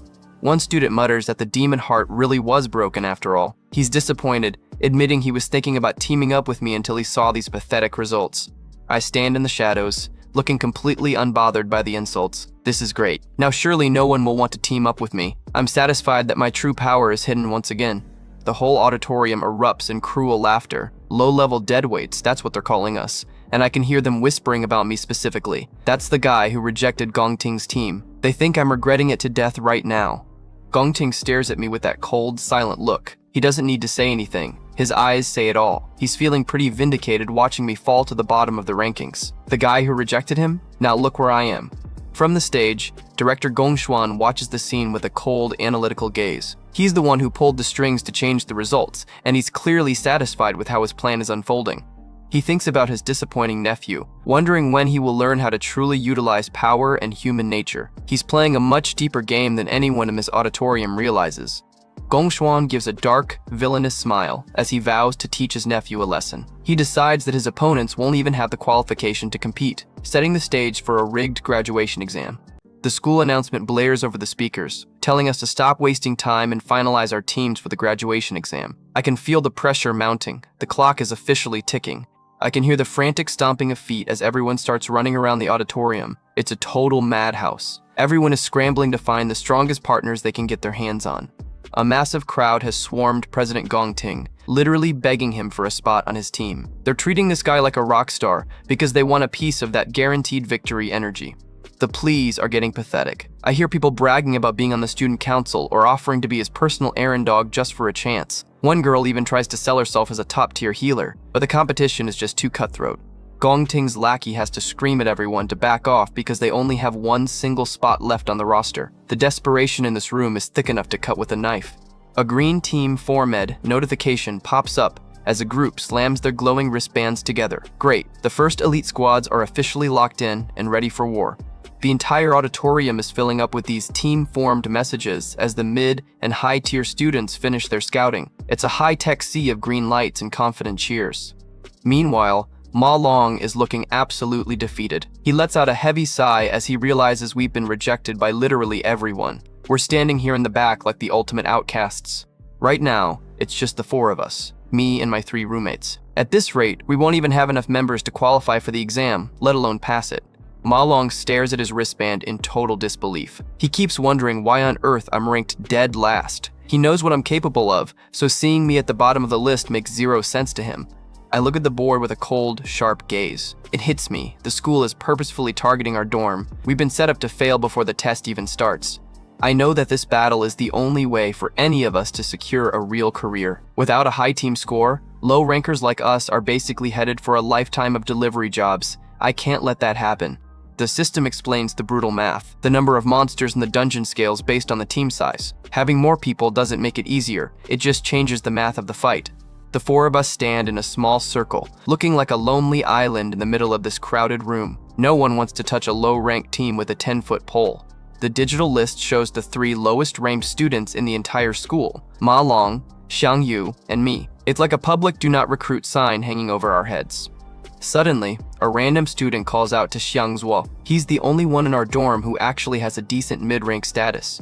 They try to poach him right in front of us. They tell him they're short 1 person and that he shouldn't waste his potential with trash like us. It's a low blow move, trying to break up our group while we're standing right here.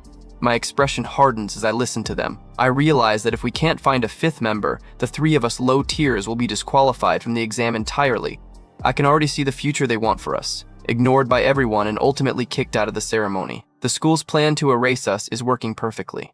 Xiang Zuo looks down for a second. I can see the weight of the offer pressing on him. Everyone is watching to see if he'll ditch his friends for a better career.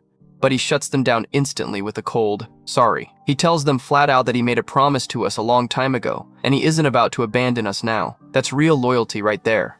The recruiters get salty immediately, calling him ungrateful. They're furious that a filler student would actually have the nerve to reject an elite offer.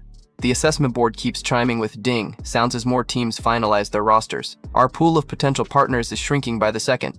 Ma Long is having a full-blown panic attack. He points at the screen, realizing there are only a couple of high-tier E ranks left. We're officially the only ones left without a full squad.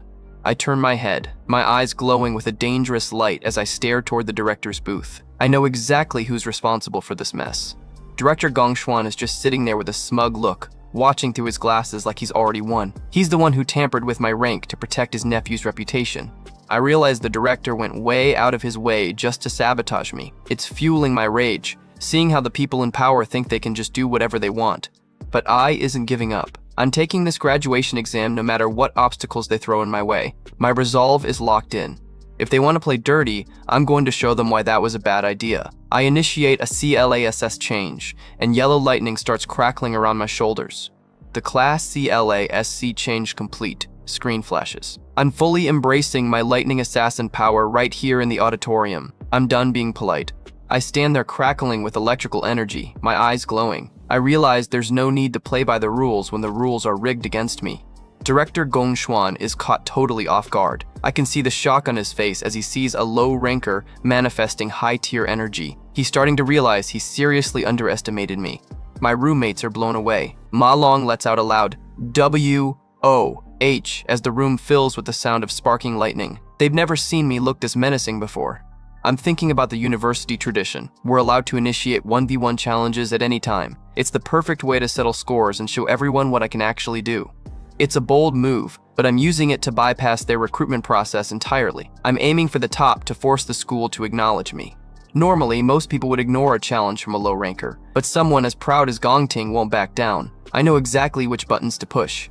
Gongting looks down from his seat, his golden eyes narrowing into a sharp, predatory gaze. He's finally paying attention to me, and it's not exactly a friendly look. I figure if I can just defeat the president, the strongest, then people will be falling over themselves to join my team. Suddenly, a bright light fills the back of the auditorium. Everyone turns to look as a familiar silhouette walks toward the stage. It's Vice President Ling Yu. She steps out of the light and asks if my team is still looking for members. Talk about a plot twist. She walks up with a playful smirk, mentioning she was only a D rank back in middle school, so she won't be a burden. She's casually offering to join our trash team. Ma Long's brain has officially left the building. He's staring at her with wide, watering eyes, unable to process that the most popular girl in school just asked to join us. The bully lackey is having a mental breakdown, screaming and asking what the hell his cousin is doing. Even the elites are losing their minds over this. Director Gong Xuan actually spits out his drink. His plan to isolate me just got nuked by his own niece. Ling Yu walks past the stunned students and takes her place with us. I can almost hear the sound of everyone's jaws hitting the floor. The gossip starts instantly. Everyone's noting that Ling Yu is an exchange student with a mysterious background. Rumor has it she's a genius from the legendary Shanghai Academy. Gongxuan finds his voice and starts yelling, claiming she's not eligible for the exam as an exchange student. He's desperately trying to find a loophole to keep her away from me. Ling Yu stays calm. She points out that she hasn't taken a rank assessment yet, so there's no official report proving her rank anyway. She's playing the system just as well as her uncle is. Suddenly, a massive burst of purple energy erupts in the middle of the room. The principal has officially entered the chat.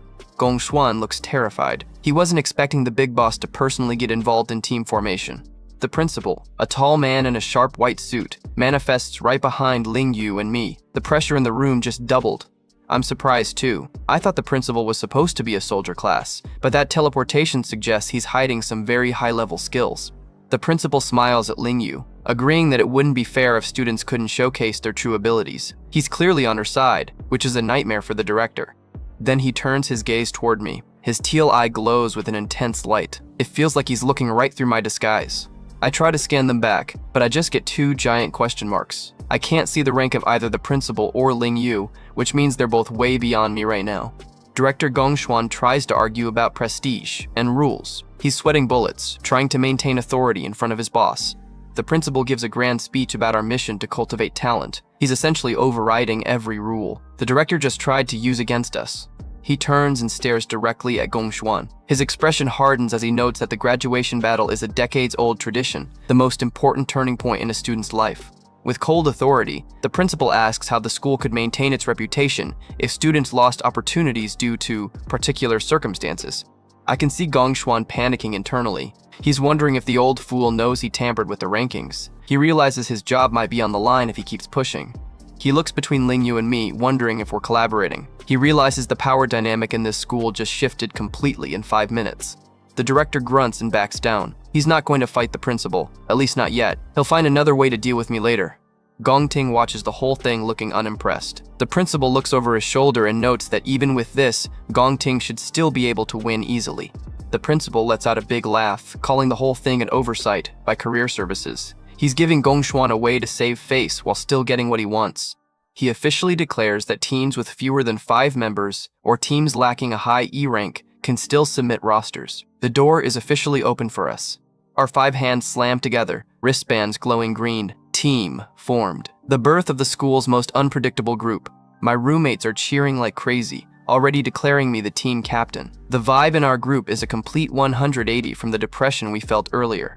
The principal watches us go. He notes that Ling Yu's interest in me is stronger than he imagined. He's definitely keeping a close watch on us. It's a split shot of our rivals, Gong Ting leading the strongest team, and me leading the lowest team. The final showdown is set. The principal smiles to himself, wondering which dungeon we'll choose. He's treating this like a very interesting experiment. A technician at a console hears a ding. A notification pops up. A team has already submitted their choice. He looks at the screen in shock. He can't believe a team picked that fast. He's probably wondering if we're confident or just stupid. The crowd is buzzing as they realize it was my team that made the quick pick. They're all asking what on earth we could have chosen. People are looking terrified, asking if we actually chose that one. It looks like I just picked the worst possible dungeon for a group of low rankers. My roommates are screaming in the background, begging me to undo it. Ma Long looks like he's about to have a heart attack. I just stare ahead, my eyes glowing red. I'm completely silent while everyone around me screams, asking if I realize what I just picked. Whatever it is, I'm ready to conquer it. The graduation battle examination has officially kicked off. This is the big one. The first time we head into a real-life dungeon as a team to hunt for a final grade. The scoring is simple: dungeon completion, boss slayer, and completion time. We earn points for clearing the area and taking down the big bad before the timer runs out. The difficulty adds a multiplier. A low-level F-rank dungeon gives a X1.5 bonus, capping the score at 75 points. An E-rank dungeon bumps that multiplier to X2. It's a huge jump that allows a team to hit a maximum of 100 points. The math is simple. A perfect E-rank run equals a legendary 100-point score. But in this school's history, nobody has ever actually pulled it off. The goal for me is clear. The team with the highest score gets an automatic recruitment offer from the Imperial Guild. That's the ultimate prize. There's also an MVP award. The class MVP gets a management position in the Imperial Guild and a life-changing prize of 1 million yuan. I need that. The all-time high score is 90 points, set by the current leader of the Imperial Guild. That's the bar I have to clear. I hear students whispering that even an E-rank dungeon is brutally tough. They figure you'd need at least 3 D-rank awakeners just to survive. Everyone is looking at Gongting's team, betting they're the only ones with a shot at breaking the record. They're the favorites for a reason. Suddenly, the technician's terminal let out a loud "Dii-ing," someone already locked in their choice. His eyes are popping out as he screams my name. He can't believe our trash squad moved that fast. He stares at the holographic display showing my profile next to a large purple D. He's stammering. He actually chose that one? The news spreads like wildfire. My team chose a D-rank dungeon. The entire auditorium is erupting. People can't process it. I stand there looking calm while my profile appears over the selected D-rank dungeon notice. According to them, I just made a huge mistake. One student is clutching his head, screaming that nobody has ever beaten a D-rank dungeon before. He's convinced I just hit the wrong button. Ma Long is having a total meltdown, grabbing my shoulders and shouting, "Are you out of your mind?" He thinks I just signed our death warrants. Xiang Zuo has literally collapsed on the floor. He's calling me a psycho and wondering how he ended up on a team with someone this suicidal. The notification pops up on their wristbands. The captain has selected D-rank dungeon. Do you agree? Ma Long is crying, wondering if it's too late to quit. Ma Long is still panicking, asking if I thought this through. He's trying to explain that a D-rank dungeon is a whole different level of hell. I just give him a simple stone cold. I look him right in the eye and confirm it. I've absolutely thought this through. Another DIIN echoes through the hall. Gongting's team just locked in their choice. They aren't about to be outdone by us. Gongting's profile glows as he selects a D-rank dungeon too. He's taking the bait. He's turning this into a direct competition. The system confirms his team has accepted. Team Gongting is locked and loaded for the D-rank challenge. The crowd is going wild. 2 teams heading into D-rank dungeons? This graduation exam just turned into a circus. People are laughing and cheering. It's the most exciting thing to happen at this school in years. Gongting looks extremely confident, checking his interface. He smirks. He thinks this year is going to be entertaining. One of the elite girls is laughing at us, calling us tough acting losers. She's convinced we're just doing this for attention. She tells her friends we'll likely be dead last. She can't imagine a group of E-rank surviving a single minute in a D-rank zone. She lets out a nasty PFFT, laughing about how our trash team is already falling apart. Everyone else is enjoying the drama, treating us like a comedy act. Ma Long stares at my back, looking lost in thought. He's trying to understand what's going on inside my head. He notices my determination. I must look different to him. He realized I used to lean on him for everything, but now I'm radiating this powerful aura. His eyes are wide behind his glasses. He can't figure out when or how I changed so much, but he can't look away. With a look of resolve, Ma Long slams his wristband, confirming his spot. He yells that we've made it through the last 4 years together, so he's sticking with me until the end. Xiang Yu and Xiang Ziwo follow suit. CO confirm. They decide that if they're going to fail, they might as well see what a D-rank dungeon is all about. Xiang Zuo grinds his teeth and yells at us. He's still acting like the top dog of the dorm even if he's terrified. He screams that he's in, declaring that we're all graduating soon anyway, so we might as well go balls to the wall. He lets out a final, determined roar as he slams his confirmation. We're officially united in our suicide mission. The final notification pops up. TESI-Chin has submitted successfully. We're officially in the race. The 4 of us stand together, looking like a real team for the first time. I look at my roommates and feel a rare moment of genuine gratitude. I look down and tell them I'm sorry. I admit I chose the D-rank dungeon specifically because I'm aiming for that MVP title.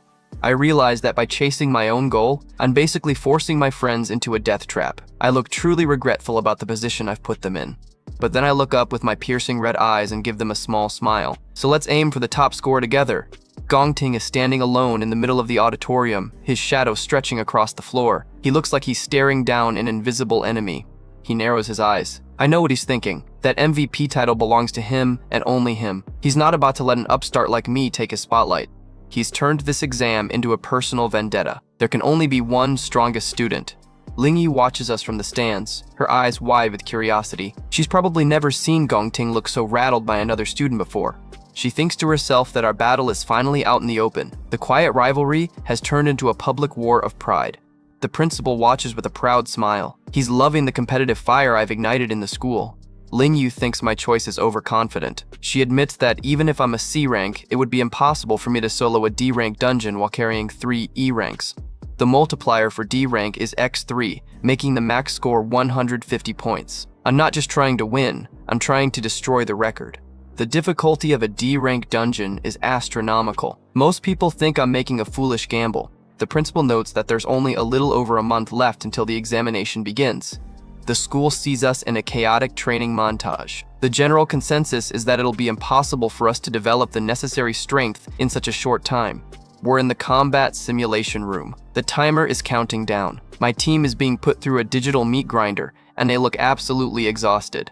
The days are ticking away. 17 days left. My roommates are outside the training hall, literally vomiting from the intensity. Ma Long is gasping for air, asking why I'm making them do all of this. I'm pushing them way past their physical and mental breaking points. He complains about the dodgeball, shuttle runs, and sprints. He doesn't see the point in all this basic cardio for a graduation exam.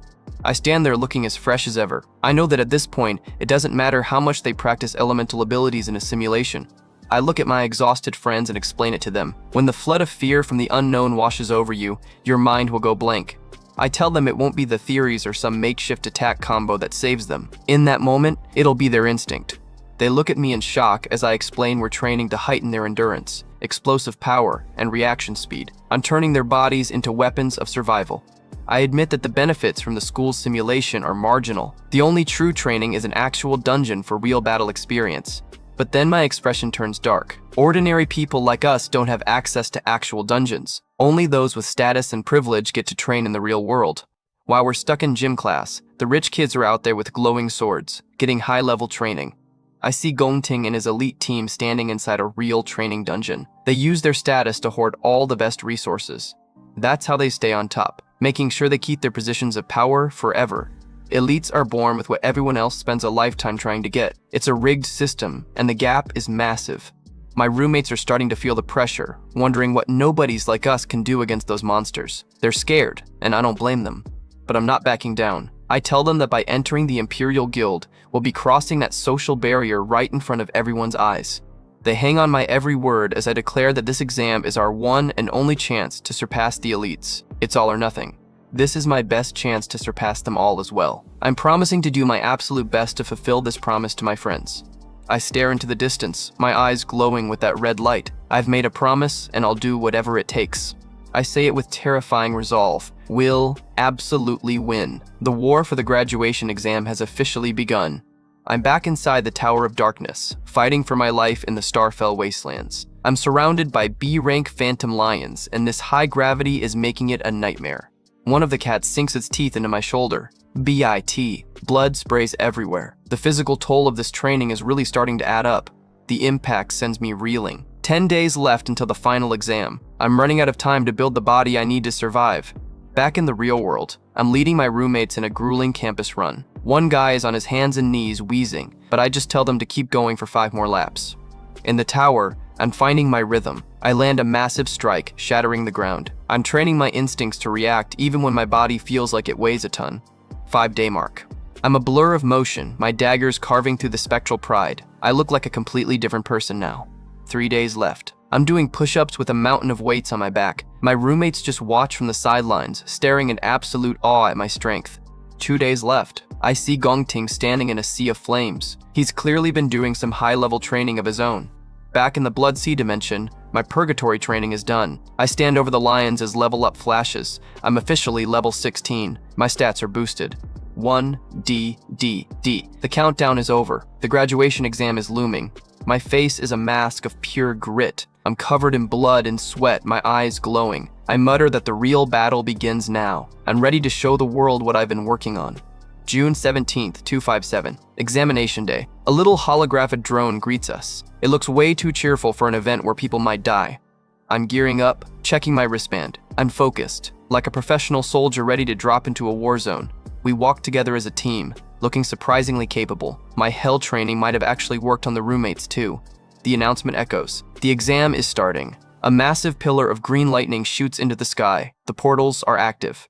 H.A. begun. Zero room for error now. Luxury cars are rolling up to the administration building. The big shots are here to watch the show. The principal welcomes Chairman Gong. It's Gonglin, the co-founder of the Imperial Guild and Gongting's father. He's radiating powerful billionaire energy. The students are having a total fanboy moment. It's not every day a founder of the top guild shows up. Another white limo. The principal and Chairman Gong both move to meet whoever is inside. This person is an even bigger deal. The car door opens, and I hear the collective gasp. Everyone is wondering who commands this much respect. It's Carl Cavendish, Vice Chairman of the Global Guild Federation. He looks incredibly regal, carrying the weight of the world's most powerful organization. The students are literally losing their minds. They can't believe he's here to watch a graduation exam. One guy is shaking, muttering that these are legends. This is a huge moment for the school. The Guild Federation is the single most powerful organization on the planet. If one of them notices you, your life is set. The VIPs walk in. They're talking about the live stream. Everything has to be perfect for the dignitaries. The director breaks down the numbers. 184 students, 28 teams. The pressure on him must be astronomical. In the control room, screens monitor the dungeons. Most teams picked F or E rank. Only 3 teams picked E rank and only 2, including mine, picked the D rank mission. There's Sigrid, the Secretary General of the Global Guild Federation. She's watching the screens with a sharp look. She sounds skeptical, asking if we were educated about the dangers. D rank dungeons are dangerous even for professionals. Gongshuan tries to play it cool, downplaying the risk for the Secretary General. They see a live feed of an F rank dungeon. Standard stuff, a student landing a hit on a lizard monster. But even in F rank, the monster lord is no joke. The giant fanged salamander appears. The perspective shifts to an E rank dungeon. It's darker and more menacing. These monsters are on an entirely different level. A team is being hunted by a stag spider. The students look terrified as it looms over them. One examinee is sweating buckets, crying that this is way worse than he expected. For them, it's an impossible mission. Sigrid asks about protective measures. She's worried about casualties. Gongshuan assures her we're valuable resources. He's putting on his best responsible educator face. He explains that Imperial Guild personnel are on standby at each entrance, monitoring every team. Elite soldiers are watching the feeds. If the system detects imminent danger, they'll intervene and teleport the students to safety. Students can also withdraw. I see one student panicking and screaming, "I'm withdrawing," before his drop message flashes. Red light fills the screen as they're teleported out. They're safe, but they're done. More teams are failing, falling in piles on the floor after being teleported back. They look shaken and humiliated. Sigrid notes that despite the risks, 2 teams still selected the D-rank dungeon. She looks intrigued. Gongshuan is watching with a smug grin. He says he's looking forward to it, but I know his eyes are on my team.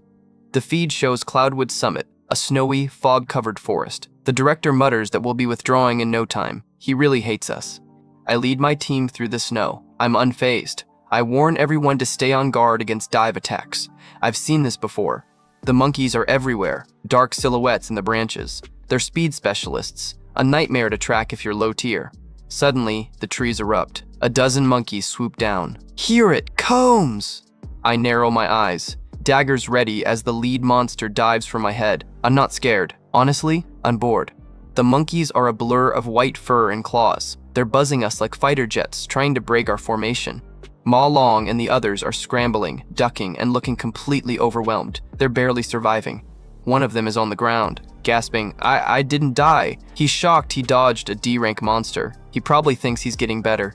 But then, 3 massive thuds. 3 monkeys hit the ground simultaneously. They were dead before they even knew I'd moved. Ma Long looks over with total shock. He can't even finish his sentence as he realizes what I just did. I'm standing in a pool of blood, yellow lightning still arcing off my gear. I just soloed 3 D-rank monsters while my teammates were still trying to figure out where the first attack came from. Now that's how you carry a team. See you in the next chapter. I'm not messing around anymore. I stand firm, lightning dancing across my skin as I look back at my squad. I tell them straight up to stay back, warning them that they aren't ready for what's coming. The lightning around me intensifies, and I tell the boys to just leave the rest to me. I'm stepping up to be the ultimate carry, and honestly, can you blame me? Just then, one of the Wraithwing monkeys dives out of the snowy air like a missile. I can see the rest of the team is already in a total panic, screaming for everyone to watch out.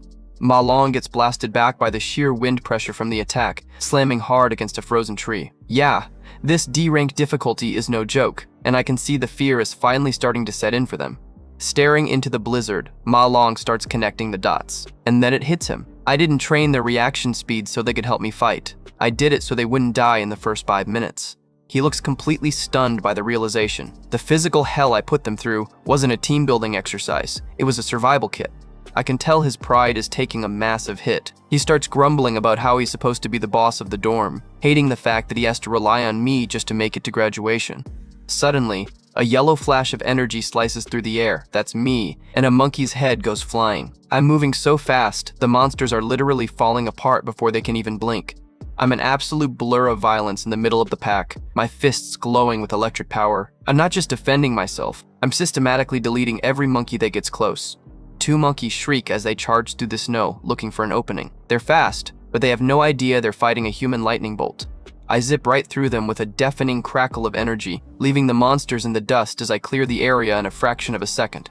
Ma Long's jaw is practically on the floor. He didn't want to believe how strong I'd gotten, but seeing it with his own eyes is a massive reality check.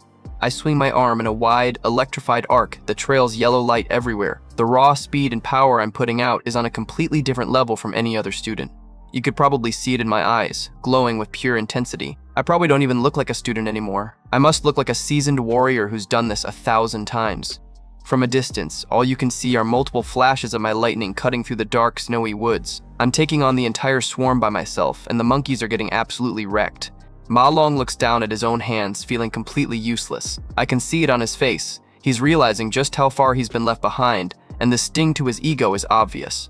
Another monkey tries a sneak attack, diving in from the shadows behind them. One of the teammates spots it just in time and yells out a warning.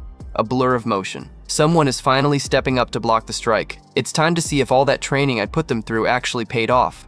Xianglong isn't staying on the sidelines anymore, his fist erupting into a massive ball of orange fire. He's finally getting serious about this fight.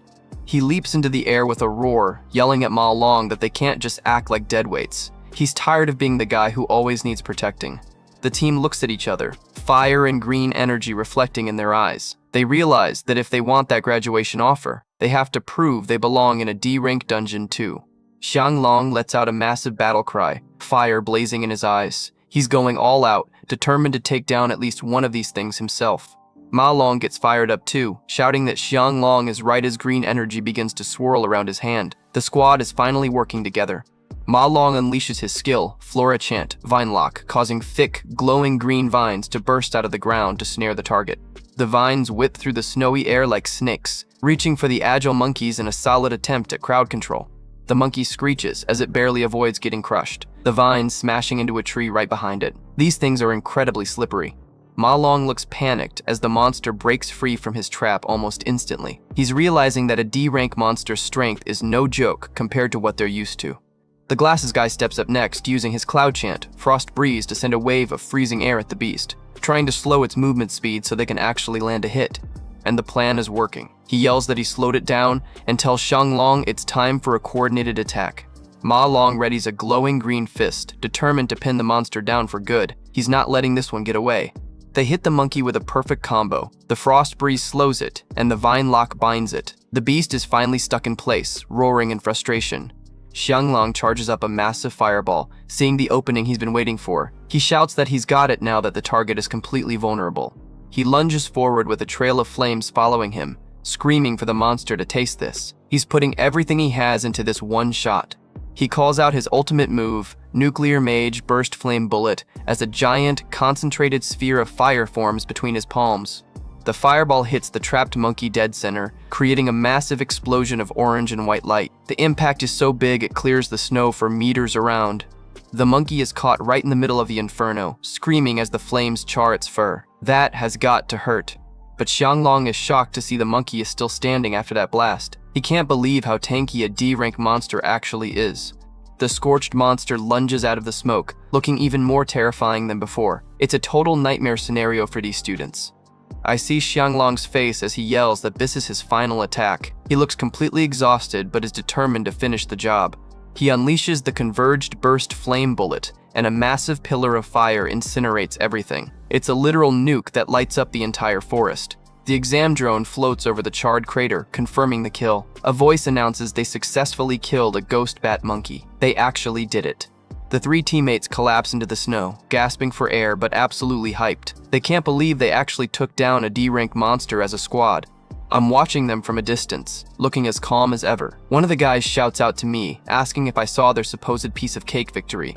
The loot drops on the ground, a ghost bat monkey fingerbone. The team is celebrating like they just won the championship. Ma Long tries to play it cool, wiping his forehead and claiming it was easy. Yeah, right, I saw you sweating bullets 2 minutes ago, buddy. I give them a simple, good job, which probably means the world to them. The drone announces that all the mobs in this section are officially cleared. Apparently, back in the observation room, one of the officials was having a meltdown. He was shouting about how it's impossible for trash students like us to pull this off. The live feed shows the defeated monster's silhouette, confirming the unthinkable. These kids with no real combat experience just took down a D-rank beast way above their level. The big shots from the guild watch in total silence. You can tell the mood in the room has shifted from mocking to genuinely impressed. Carl Cavendish, the purple-haired vice chairman, actually looks amused. He notes that I'm performing quite excellently so far. My profile is highlighted by a cool blue light as I look toward the next challenge. I'm quickly becoming the star of the show. Then, Carl Cavendish gets this mysterious look in his eye, saying that I look like an old acquaintance of his. Sounds like he might know something about my past. Okay, back to my own mess. The feed from the drone shows this creepy cackling bubbling up from the shadows. In the distance, between jagged ice cliffs, a massive, shadowy figure looms over the landscape. The camera pulls back to reveal a towering, skeleton-like monster shrouded in dark robes. Ma Long is just a tiny speck at its feet, looking up in absolute horror. I can see Ma Long sweating bullets as he remembers this thing from the monster manual. He identifies it as a cloud elemental mage that loves to torture its prey before finishing them off. The boss's title drops, Frostbound Lich King, a C-rank monster lord. Ma Long realizes the giant ice nova it just used was actually a calculated trap. Small ice spikes tap across the ground as Ma Long tries to scramble away. He's panicking hard, thinking there's no way he can solo a C-rank monster by himself. Ma Long is running for his life through the snowy peaks, his boots tapping frantically on the ice. He knows he's got to find me fast, or he's toast. Suddenly, a giant ice spike pierces right through someone's leg, spraying blood across the snow. Incredibly painful. And yeah, that leg was mine. I'm pinned to a cliffside by the Lich's magic, groaning in pain. The boss is just standing there cackling, enjoying every second of my struggle. A system notification pops up warning about a critical injury in my lower left leg. The game even asks if I want to withdraw while I'm hunched over in the snow, gasping for air. Ma Long arrives on the scene and is totally shocked to see me, the supposed powerhouse, in such a bad state. He knows he has to thaw me out immediately or we're both dead. Ma Long activates his skill, Cloud Chanter. Perfect origin. He's pouring all his purifying energy into a single beam to cleanse the frost debuffs off of me. But another ice spike rips through Ma Long's shoulder while he's trying to help. The Lich is not letting them pull off a rescue mission that easily. Ma Long collapses into the snow as a big red purification failed. Message appears on screen. Things are looking pretty grim for us right now. The frostbound Lich King is having the time of its life, laughing manically at our pathetic struggle. It raises its hand, preparing another Cloud Mage skill. The boss launches Cloud Mage Frostbone Skewers, sending a massive barrage of ice spikes down on us. Another critical injury warning flashes, and the system is practically begging us to quit. I can see Ma Long hunched over, breathing heavily through his teeth. He's facing a choice to withdraw or keep struggling, but I can see it on his face. He's remembering all the times he was left behind. A flashback must be playing in his head, being bullied and humiliated at school, with other students laughing at him. He was always treated like he didn't matter, just an extra in someone else's story. He probably remembers me pulling him along back when we were younger. He knows we put everything on the line to reach this graduation exam, and he's not about to let it end like this. He must be seeing memories of us laughing together as friends, a stark contrast to the cold reality we're in. He shouts that against all odds, he finally has the chance to change his life. Ma Long's eyes flare with a brilliant blue light as he stares down the boss. He's determined, shouting at the top of his lungs that there is no way he'll ever give up. He reactivates Perfect Origin with a massive surge of energy. He's pushing his limits, screaming at the Lich to give up as he tries to break the ice one last time. The blue energy pulses wildly around Ma Long's hands as he strains against the frost magic. He lets out a primal scream as he pours every ounce of mana he has left into saving me. From the boss's perspective, Ma Long is just a glowing speck in a sea of blue energy. The Lich King watches calmly as its ice starts to crack under the pressure. Ma Long continues to scream as a blinding white light erupts from his hands. He's finally breaking through the Lich's grip on me. The explosion of blue energy sends giant chunks of ice flying everywhere as Ma Long keeps screaming. He's managed to shatter the boss's trap in a spectacular display of willpower. A close-up of Ma Long's face through the blue glow shows the absolute strain he's under. He's giving it his all to save his friend, despite being injured himself. In the middle of the chaos, my eyes snap open, glowing with a fierce yellow light through a crack in the ice. The monster is in for a world of hurt now. A massive shockwave of golden energy and lightning. My Godspeed ripples across the ground. I've been unleashed, and I'm moving at velocities that shouldn't be possible. The Lich King actually looks surprised for the first time, its hollow eyes widening at the speed of my counterattack. It didn't think the deadweight teammate could actually pull off a rescue. I catch the falling Ma Long in the snow, a trail of yellow lightning behind me. I look back at the boss and let out a little laugh, acknowledging that I had to break free on my own in the end. I admit to Ma Long that he was actually a huge help, even if I had to finish the breakout myself. He looks totally spent, covered in sweat, and leaning on his knees. My eyes are glowing red as I ask my teammate if his injuries are going to be okay. I play it cool, saying my own bleeding leg is nothing serious. The ground begins to rumble as the boss prepares another massive attack. It's a C-rank monster lord, the Frostbound Lich King. We can't let it freeze us again. I'm incredibly focused as the rumbling intensifies, while Ma Long is still recovering from the shock of the boss's power. High above us, the Lich King prepares its ultimate spell, Cloud Mage Gigafrost Nova. A massive ball of jagged ice and freezing energy forms, ready to crush us both. The giant skull face of the Lich King looms over the battlefield, laughing manically. It's mocking us, and Ma Long is horrified, wondering how it could summon something so huge. Ma Long is screaming in terror as the ice nova descends, knowing there's no way for us to dodge an attack of this scale. The blue light reflects off his glasses as he braces for the end. A massive rumble fills the air as the Gigafrost Nova makes impact, a giant dome of blue energy swallowing everything in sight. The ground is literally exploding from the cold. A blinding white light fills the screen as the explosion peaks. This is a total area of effect wipeout that should have ended the exam right then and there. The Lich King floats high in the air, cackling at its supposed victory. It's looking down at the frozen wasteland it just created, convinced it's won. Its skull face shows it noticing something unexpected in the ruins. Its blue eye sockets light up with curiosity as it peers through the smoke and ice. Through a thicket of sharp ice spikes, a glowing blue light is still shining. A system alert appears as the boss realizes its prey survived the ultimate attack. That's me, standing in the middle of a glowing blue aura, with my new skill labeled Cloud Soldier Frosty Physique. A notification pops up, saying I've gained a temporary ability to resist frost damage. The Lich King lets out a wide-mouthed screech, looking genuinely enraged that we aren't dead yet. Its jaw is unhinged as it roars in frustration. Ma Long is staring at me in disbelief, asking how this is possible when I'm supposed to be a lightning elemental assassin. He's totally confused by this new icy power I'm suddenly using. He continues to freak out, wondering if I'm a 1 in a million type of person. He can barely finish the thought as the truth starts to dawn on him. A new title card drops for me, Dual Class Awakener. One side of my face is shadowed, and I'm radiating a massive amount of mixed energy.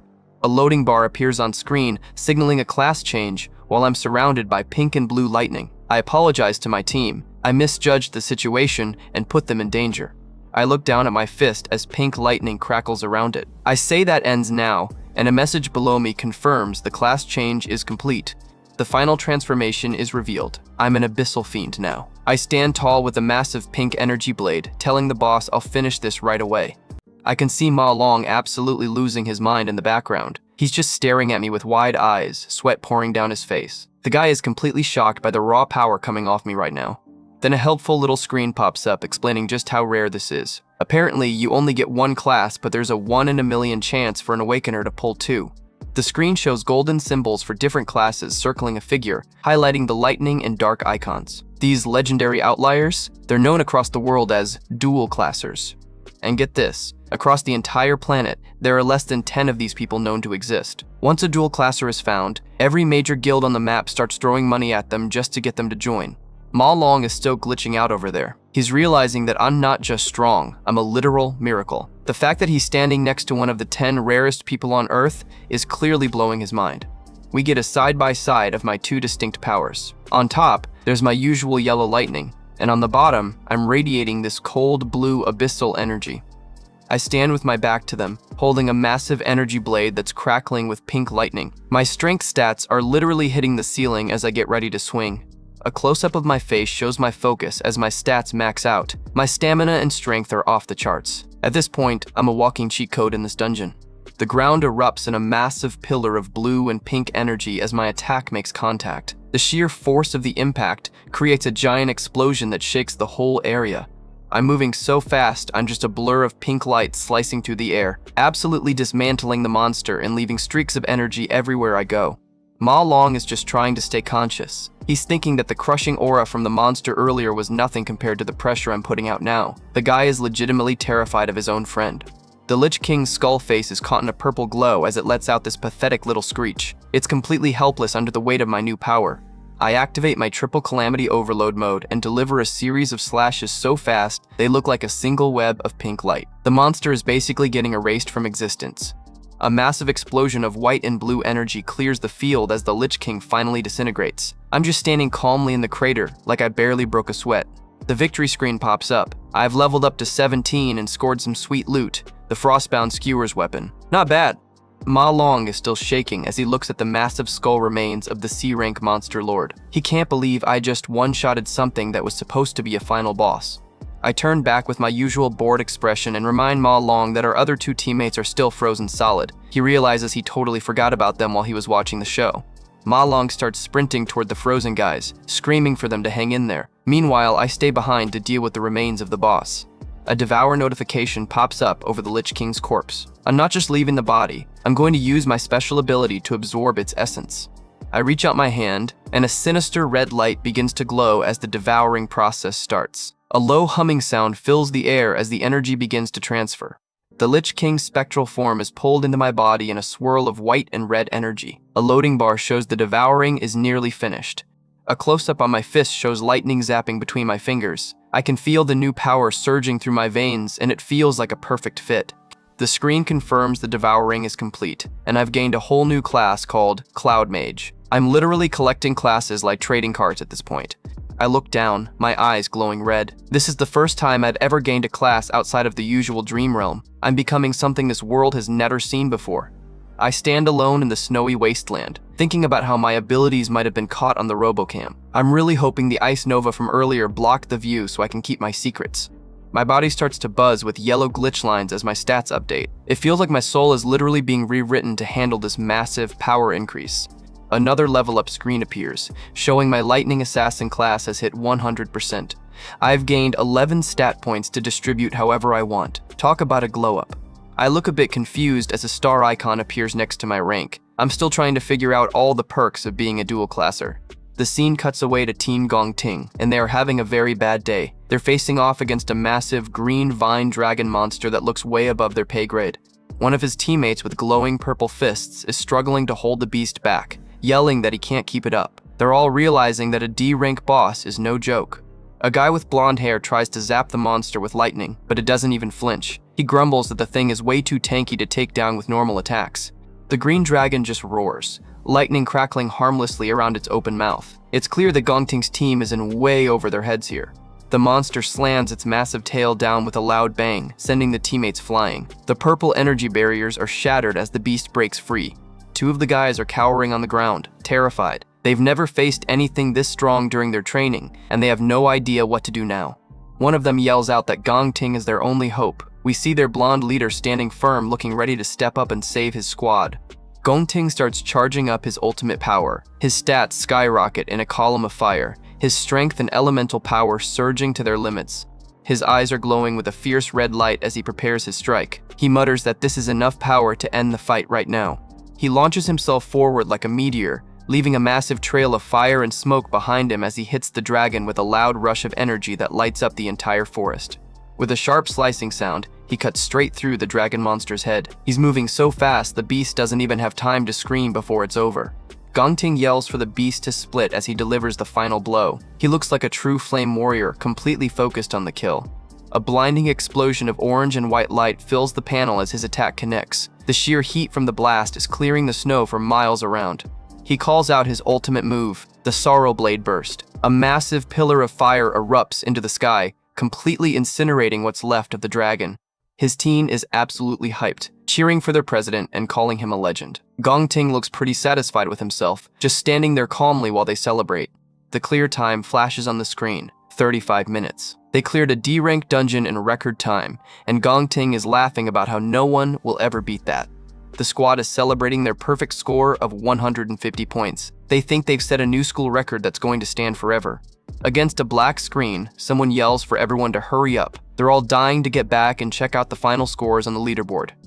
Back in the waiting area, Gongting is standing around acting like a total expert, claiming that even the easiest F-rank cave takes normal people at least an hour. He's clearly trying to hype up his own team's performance by setting the bar low.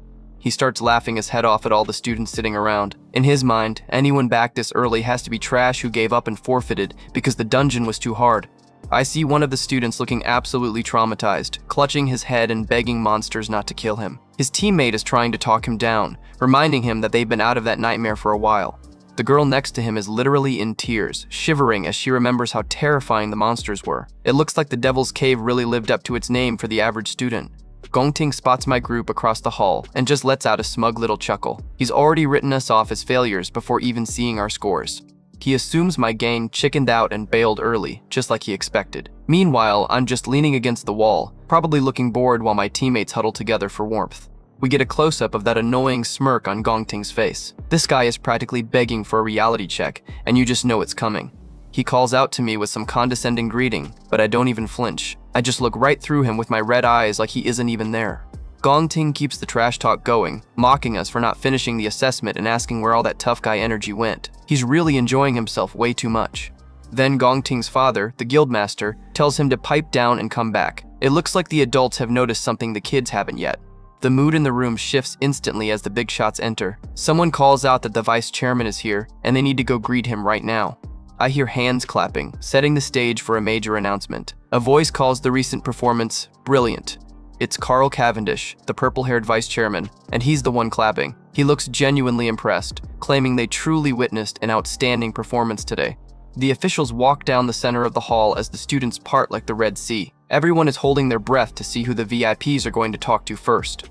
Gongting is practically vibrating with excitement. He thinks a man at the pinnacle of world power is coming over to congratulate him personally. Even his dad looks proud.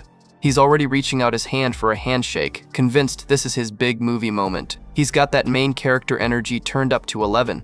But then, total silence. Carl walks right past Gongting's outstretched hand without even a glance. That's a huge yikes for the ego. The vice chairman stops right in front of me instead. "You are truly remarkable," he says. Gongting is left in the background looking like his entire world just collapsed. Then Carl drops the bomb. My team cleared a D-rank Devil's Cave in a mere 21 minutes. That's not just fast, that's breaking the game. He puts a hand on my shoulder, noting that even professional guild raid teams would struggle to match that speed. He is officially my biggest fan right now. Gongting's face is absolutely priceless. He looks like he's about to have an aneurysm. I can practically hear him screaming internally that it's impossible for Trash to clear a D-rank dungeon that fast. I just stare blankly while my teammates, Ma Long and the others, are huffing and puffing behind me. They look like they ran a marathon, but they got the job done. A close-up on my eye emphasizes the weight of the situation. I remind myself that this guy, Carl Cavendish, is arguably the second most powerful figure in the entire world. Carl acknowledges me by name and admits that this entire trip wasn't a waste of time after all. He has clearly seen something special in me. Carl turns to the Gong family to give them a bit of a consolation prize, mentioning that the young master also performed well. He's being polite, but the difference in his tone is obvious. The guild master, Gonglin, tries to play it cool, telling the vice chairman he's flattering them. He's smiling, but you can tell he's feeling the heat. A tense look passes between the adults, and Gonglin looks a bit more serious now. He knows his son just got completely upstaged. Carl decides he's done and says it's getting late, so he should head back. He has finished his business here and doesn't need to stay for the formalities.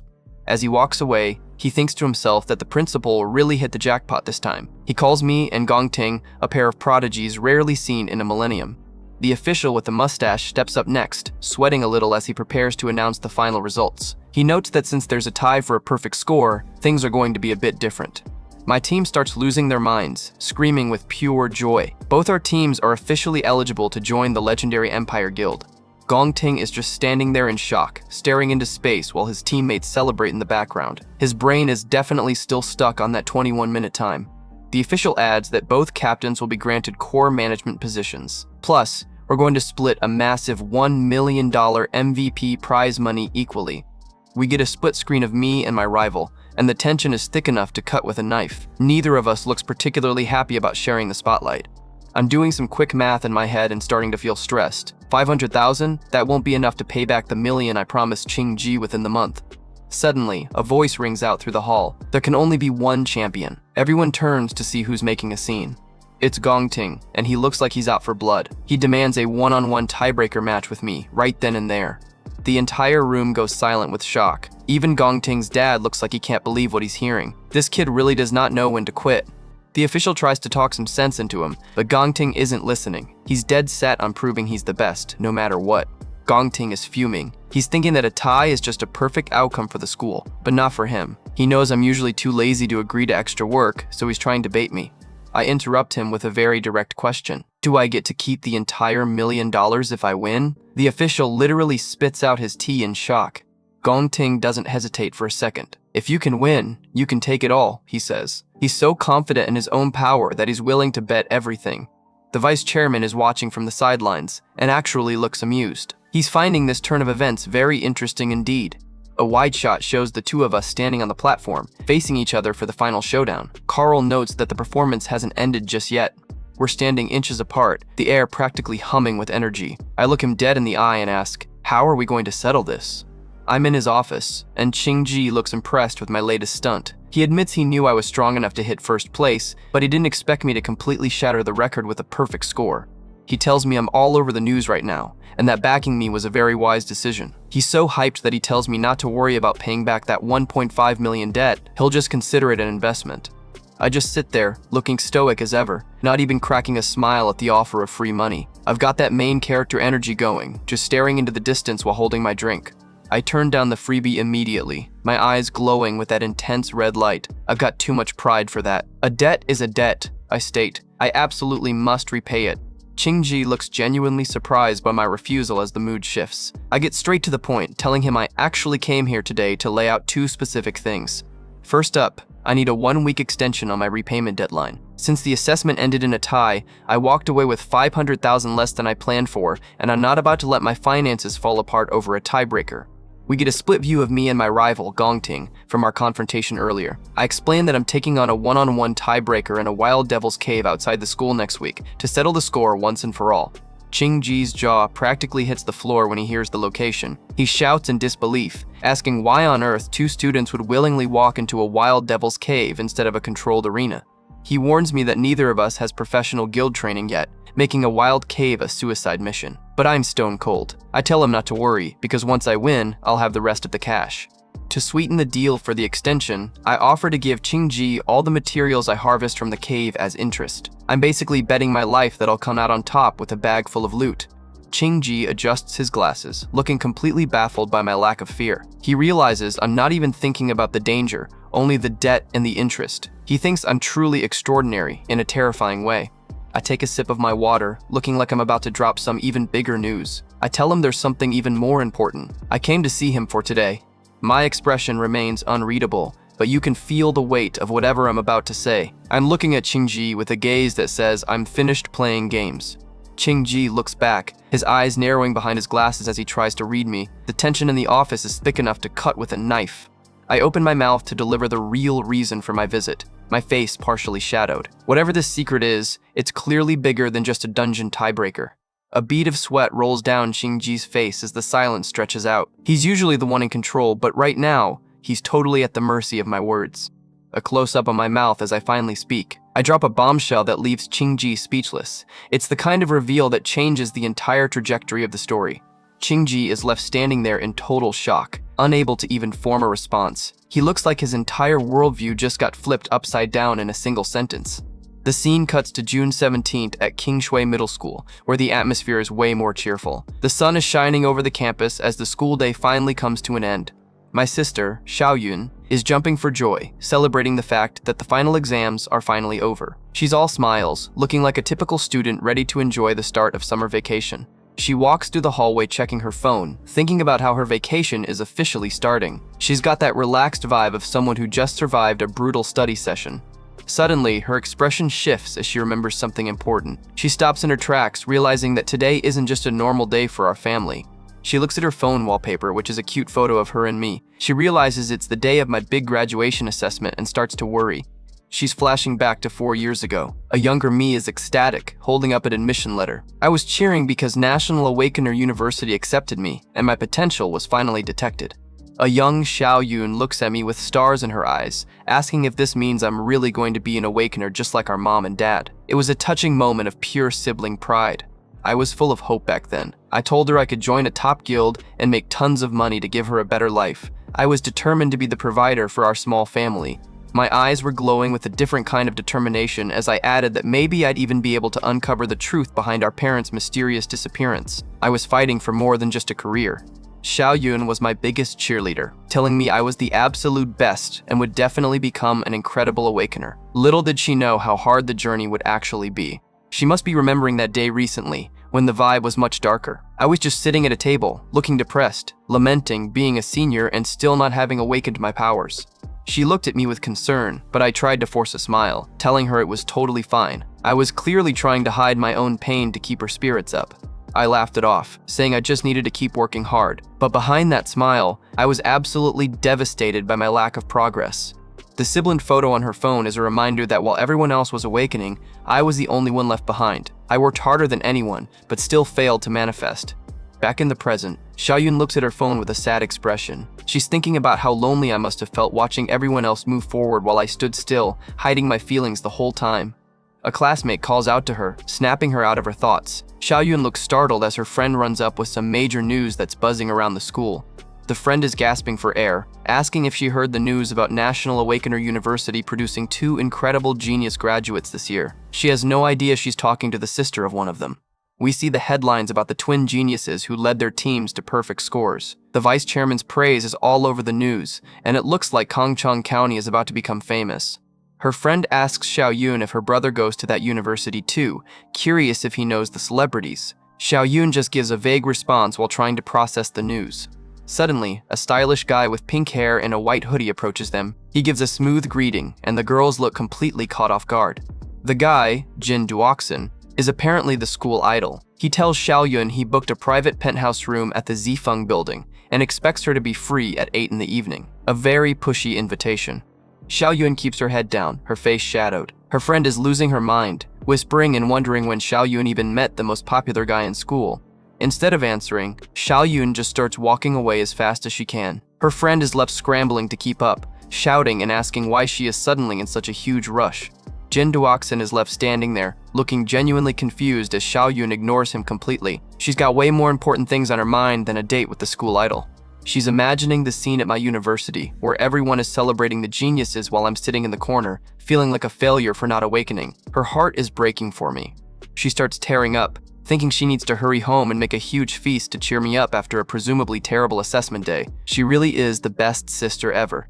We see a table packed with a delicious spread of food, from sukiyaki hot pot to multiple side dishes. She really went all out to make sure I felt loved.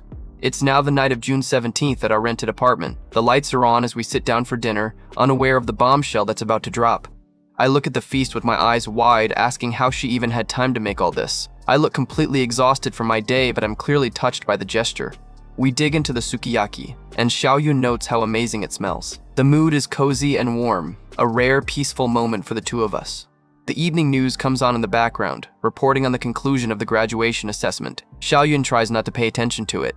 I'm eating happily, a rare little smile on my face as I enjoy the meal. Xiao Yun watches me, thinking I'm just forcing myself to act tough again despite my supposed failure. She looks at me with a mix of pity and love, thinking that failing the graduation assessment would be a massive blow to anyone. She's proud that I'm not showing a single hint of it.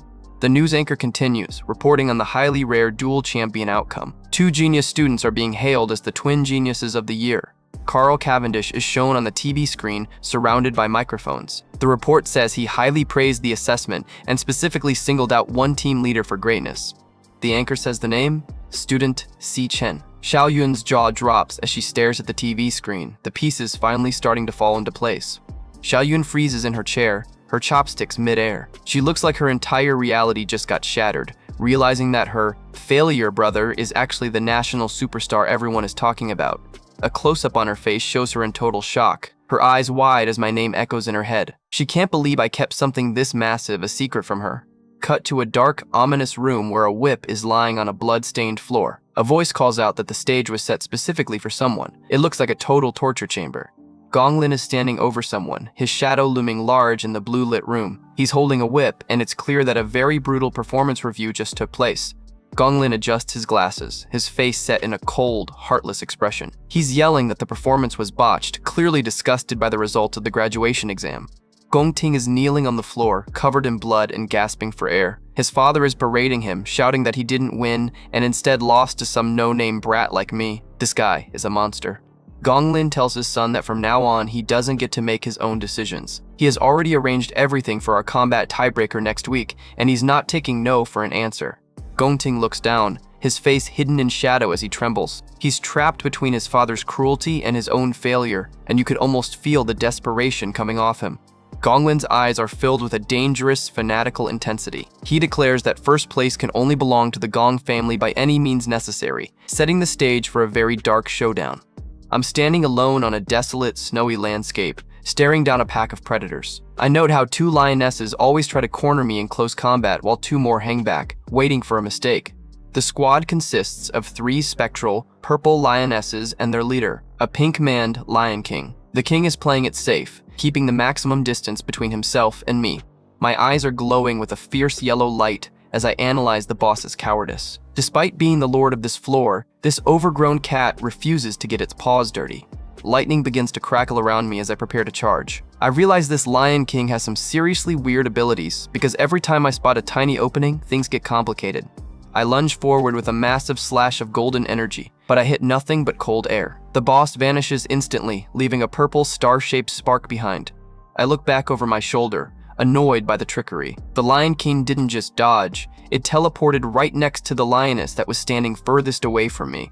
The entire pack is constantly shifting their positions against the backdrop of a nebula. No matter how much they move, their formation stays perfectly synchronized to keep me trapped in the middle. The pink-maned Lion King stands tall, looking down on me with glowing blue eyes. I have to admit, I still haven't figured out how to land a solid hit on this floor lord. A system notification pops up showing my Lightning Assassin class has hit 100% proficiency. I've gained another star because I've been grinding these mobs so hard.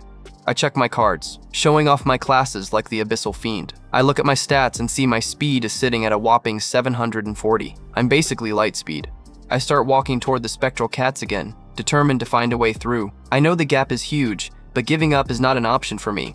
The scene cuts to Kite, the blonde-haired investigator, who looks genuinely troubled by the data. She can't wrap her head around how my power is skyrocketing this fast in such a short amount of time. A status profile shows I'm currently level 17 and still grinding inside the Devil Tower. I look focused as I plot my next move. Meanwhile, Carl Cavendish is living his best life at a high-end restaurant. He leans back with a smug grin, telling his guests to ignore the small talk and just focus on the food. Kite is sitting across from him, looking way more professional than her boss. She ignores the food, telling Carl that there's one more important thing they need to discuss. She slides a file across the table, mentioning she has flagged a suspicious individual who recently made contact with Carl. Carl just gives a curious look while sipping his drink. The blonde agent stands in front of a traditional wave painting, her face set in a neutral mask. She's identified as Kite, the one who has been doing all the heavy lifting behind the scenes. She gestures to the table, which is covered in various reports and a spread of raw Wagyu beef. She has compiled every bit of evidence they have on the mysterious players in the background. We see a close-up of a top-secret folder that has been sealed shut. It turns out that for the past year, it hasn't left a single trace, making this investigation a dead end until now. Carl picks up a piece of the premium beef with his chopsticks, clearly more interested in dinner than the report. He's totally unfazed by the secrecy. He takes a bite and looks satisfied with the meal. He claims that the premium Wagyu is easily the most delicious thing he has ever tasted. Carl finally gets around to asking how progress is going on Kite's end. Kite watches him with a silent, intense gaze, thinking to herself that I've really made it to the top of the leaderboard. Back at the apartment, we get a close-up of my face. I'm back to my normal, unpowered look, but those red eyes are still just as intense. My sister and I are sitting at our dinner table in total silence. I'm just staring at my food while Xiaoyun stares at me, her brain probably still processing the news. Xiaoyun puts her hand to her cheek, thinking about her silly brother. She has realized I've been carrying a massive secret this whole time. Outside, a lightning bolt flashes across the night sky above our apartment building. It's like the weather is reacting to the revelation that I'm a god-tier student. Xiaoyun finally breaks the silence, her eyes wide with shock. She shouts out that she can't believe her own brother was the one on the news. Another bolt of yellow lightning crackles in her mind as she relives the shock. This is a lot for a younger sister to take in after thinking her brother was a failure for years. She starts rambling about my achievements, shouting that I didn't just lead my team to a perfect score, but was actually praised by the vice chairman himself. She remembers the broadcast where Carl Cavendish was surrounded by reporters. He had specifically singled me out as the star pupil of the entire assessment. The TV in the background confirms her fears, clearly displaying the words, "Student C. Chen," for the world to see. There is no denying it anymore. Xiaoyun whips her head around to look at me, her eyes practically popping out of her head. She is looking for some kind of explanation for this madness. She yells my name again, as if saying it louder will make it make more sense. She is completely losing her cool. The news report continues, explaining that Carl was deeply impressed by my performance. The twin geniuses are officially the biggest story in the country right now. Xiaoyun points at the screen, her voice trembling as she asks if the Sai Chen on TV is really the guy sitting across from her. She's desperately looking for a denial that she knows isn't coming. I just keep shoveling rice into my mouth, looking as bored as humanly possible. I give her a casual confirmation like I didn't just become a national celebrity. The shock is too much, and Xiaoyun's chopsticks slip from her fingers, clattering onto the floor. She's officially broken by my nonchalance. We see another secret file, this one labeled Gluttony. The text warns that they might have already noticed the group, which sounds like major trouble is brewing. A massive, jagged red tower looms over the landscape, radiating an abnormal energy. This thing looks like the final boss of nightmares. Inside the Devil Tower, I'm back on my grind. I've spent over 2 weeks on the first floor and have basically wiped out every single monster in sight. I'm standing in a high-gravity zone, my boots barely leaving a mark on the dark floor. I note that none of my 4 classes have even reached their limits yet. My level 24 stats are insane, with my speed at 740. I can now say I've completely adapted to fighting in 10 times Earth's gravity. I decide to dump the star point I earned into speed, my most critical stat as an assassin. My speed alone should now be on the level of an A-rank professional. I stand on a snowy ridge, facing off against 3 spectral lionesses once again. The stars are bright above us as I prepare to test my new speed. I start to glow with an intense golden light as I activate Divine Flash. I'm not just moving fast, I'm becoming a literal bolt of lightning. A massive surge of electricity crackles above my head as I stare down my prey. I'm waiting for the perfect millisecond to strike. I get a close-up on the Lion King Lord, who is radiating purple energy. I'm trying to figure out exactly what class this monster belongs to so I can counter it. I lunge at one of the lionesses, my silhouette a dark shadow against the white snow. I'm closing the distance before the cat can even blink. I charge a ball of yellow lightning in my palm, my eyes focused and cold. I'm putting all that A-rank speed into a single, devastating punch. I make contact with a sickening crunch, my fist tearing right through the spectral monster's head. That's 1 down, 3 more to go. But as I swing, the other monsters pull that same teleportation trick again. I grind my teeth, annoyed that they're using the same moves. I watch as the lionesses vanish into thin air, leaving only black portals behind on the snow. I can't kill them if they just blink away every time I touch them. The lionesses reappear right next to the Lion King, regrouping in an instant. It's like they're tethered to their boss by some kind of spatial magic. As soon as I stop moving, a lioness charges at me to bait me into a counterattack. It's a classic trap to keep me from focusing on the king. I don't take the bait. Instead, I surround myself with a massive cage of yellow lightning. I'm becoming a literal storm on the battlefield. I unleash a wide, sweeping arc of purple and yellow energy that slices across the entire ridge. I'm trying to hit all of them at once so they have nowhere to teleport. From high above, you can see the battlefield covered in my energy trails. The monsters are perfectly coordinated, staying in formation and avoiding the worst of the blast. The spectral lionesses keep up the pressure, attacking, vanishing, and then reappearing from a different angle. It's an endless cycle of annoyance. They're shifting and vanishing so fast it's hard to tell where the next strike is coming from. I'm basically fighting ghosts at this point. I slide across the ice, narrowly avoiding a clawed paw. I realize they're just waiting for me to get tired so they can finish me off. I deliver a quick slash that leaves a purple starburst in the air. I'm fast, but these things are just too slippery to pin down. Multiple spectral paws emerge from the ground in portals, launching an unceasing war of attrition. They're trying to drown me in numbers. I'm finally starting to show signs of fatigue, gasping for air as sweat drips from my face. I realize this Lion King is a much bigger threat than I thought. I glare at the purple boss, thinking that this monster is completely toying with me. It's just playing with its food before the kill. But then, something clicks in my mind. I stop for a moment as a new strategy begins to form. I've been fighting the wrong way. I leap high into the air, soaring above the lioness that was trying to bait me. I realize that trying to match these teleporters with head-on speed is a mistake. While airborne, I activate my class switch ability. I'm surrounded by a pillar of bright blue light as the system begins the transition. I land on the snow, but I'm not a lightning assassin anymore. I'm glowing with an icy white aura, and shards of frozen energy are floating all around me. I get a close-up on my new form, and I must look like a king of winter. I ask myself, why wouldn't I just use a mage class to deal with these slippery enemies? My profile reveals my new title, the Frostbone Skeleton King. I'm still level 24, but my entire skill set has been swapped for pure ice magic. The class card for the Skeleton King shows off my new stats, with a massive focus on elemental power and spirit. I've got Ice Burst Bombs and Frostbone Skewers ready to go. These cats are in for a cold surprise. I kick things off as a Cloud Mage, dropping a massive Frost Spike attack that lights up the entire panel. I'm hovering in the air like a final boss, raining down absolute icy destruction. The ice shards connect with a series of impacts, catching two of the spectral lionesses in the blast. They're trying to scramble away, but the sheer area of effect makes it impossible. From the Lion King's perspective, the distance isn't helping anymore as a massive boom echoes across the plain. I'm turning the entire floor into a kill zone, and even the boss looks worried. I must look cool and calculated in my mage gear. I know that while mages are usually fragile up close, at long range, they own the entire battlefield. The Lion King looks up in terror as a curved wave of blue ice spikes homes in on its position. The boss is finally being forced to deal with my raw elemental power directly. A pink star-shaped spark zaps in the middle of a massive explosion. The boss is trying to use its teleportation trick again, but I'm already one step ahead. The Lion King and one of its minions dive through a portal, desperately trying to relocate. They're jumping through space to get away from the icy barrage tearing up the ground, but they fall right into my trap as they exit the portal. I anticipated their move, creating a secondary impact zone that catches them before they can recover. I think to myself that once I force them all into my kill zone, the game is officially over. A giant, icy skeletal hand erupts from the ground, ready to snatch the boss out of the air. The Lion King lets out a panicked roar, a bead of sweat actually rolling down its spectral face. It realizes too late that it teleported right into an impact that it can't escape from. I float high above the chaos, charging up a massive frost blast bomb between my hands. The entire panel is glowing blue as I prepare to drop the hammer.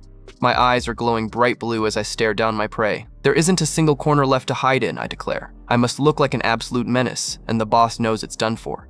The Lion King lets out one final desperate roar as it realizes it's cornered. It's a total nightmare scenario for the boss, facing a mage who has covered every possible escape route. The Frost Blast Bomb detonates in a massive pillar of blue light that swallows the center of the battlefield. The impact is so huge it looks like a nuke went off in the mountains. A series of loud cracks echo through the blinding white light of the explosion. The raw power I put into that attack is literally shattering the environment.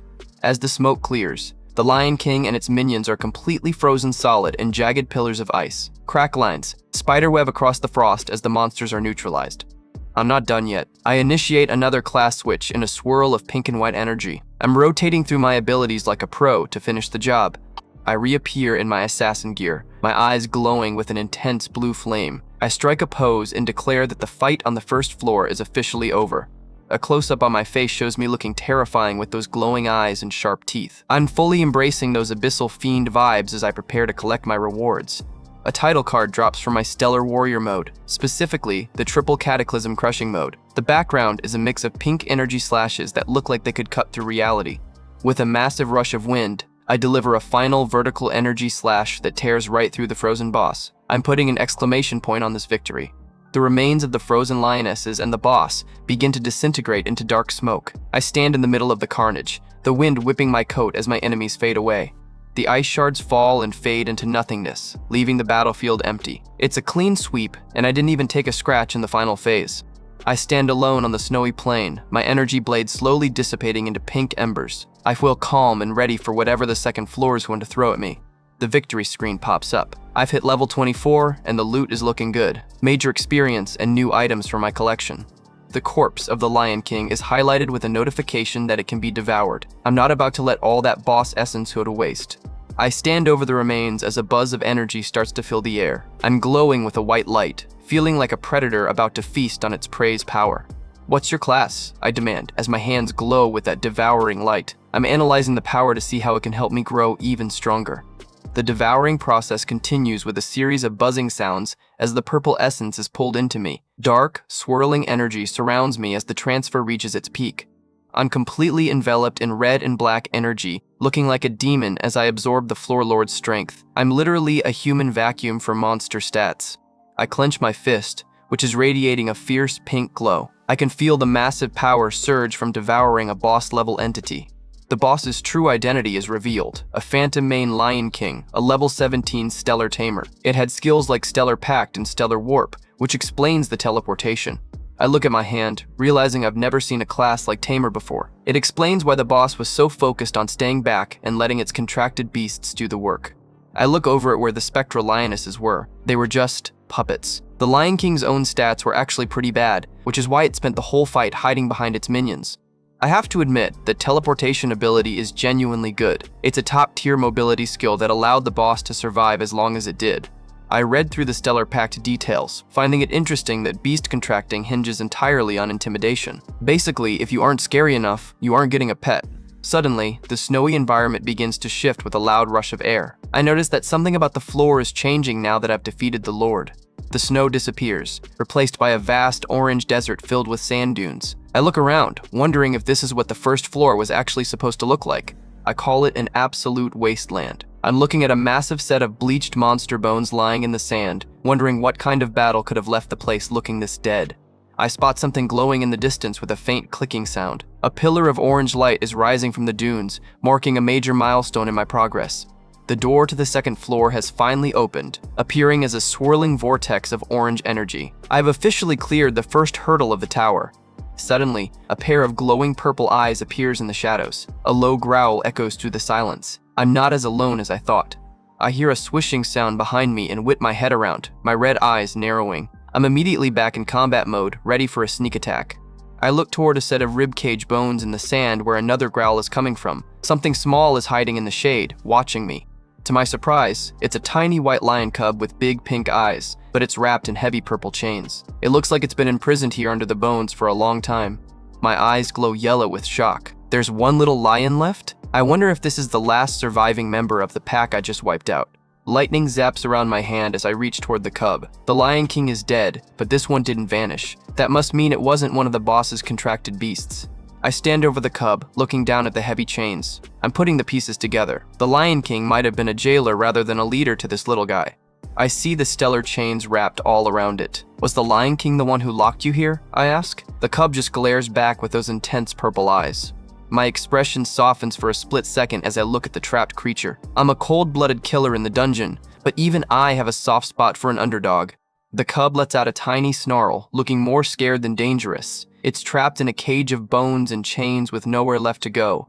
With a series of yellow lightning zaps, I shatter the purple chains. The cub falls to the sand with a soft thud, finally free from its magical bonds.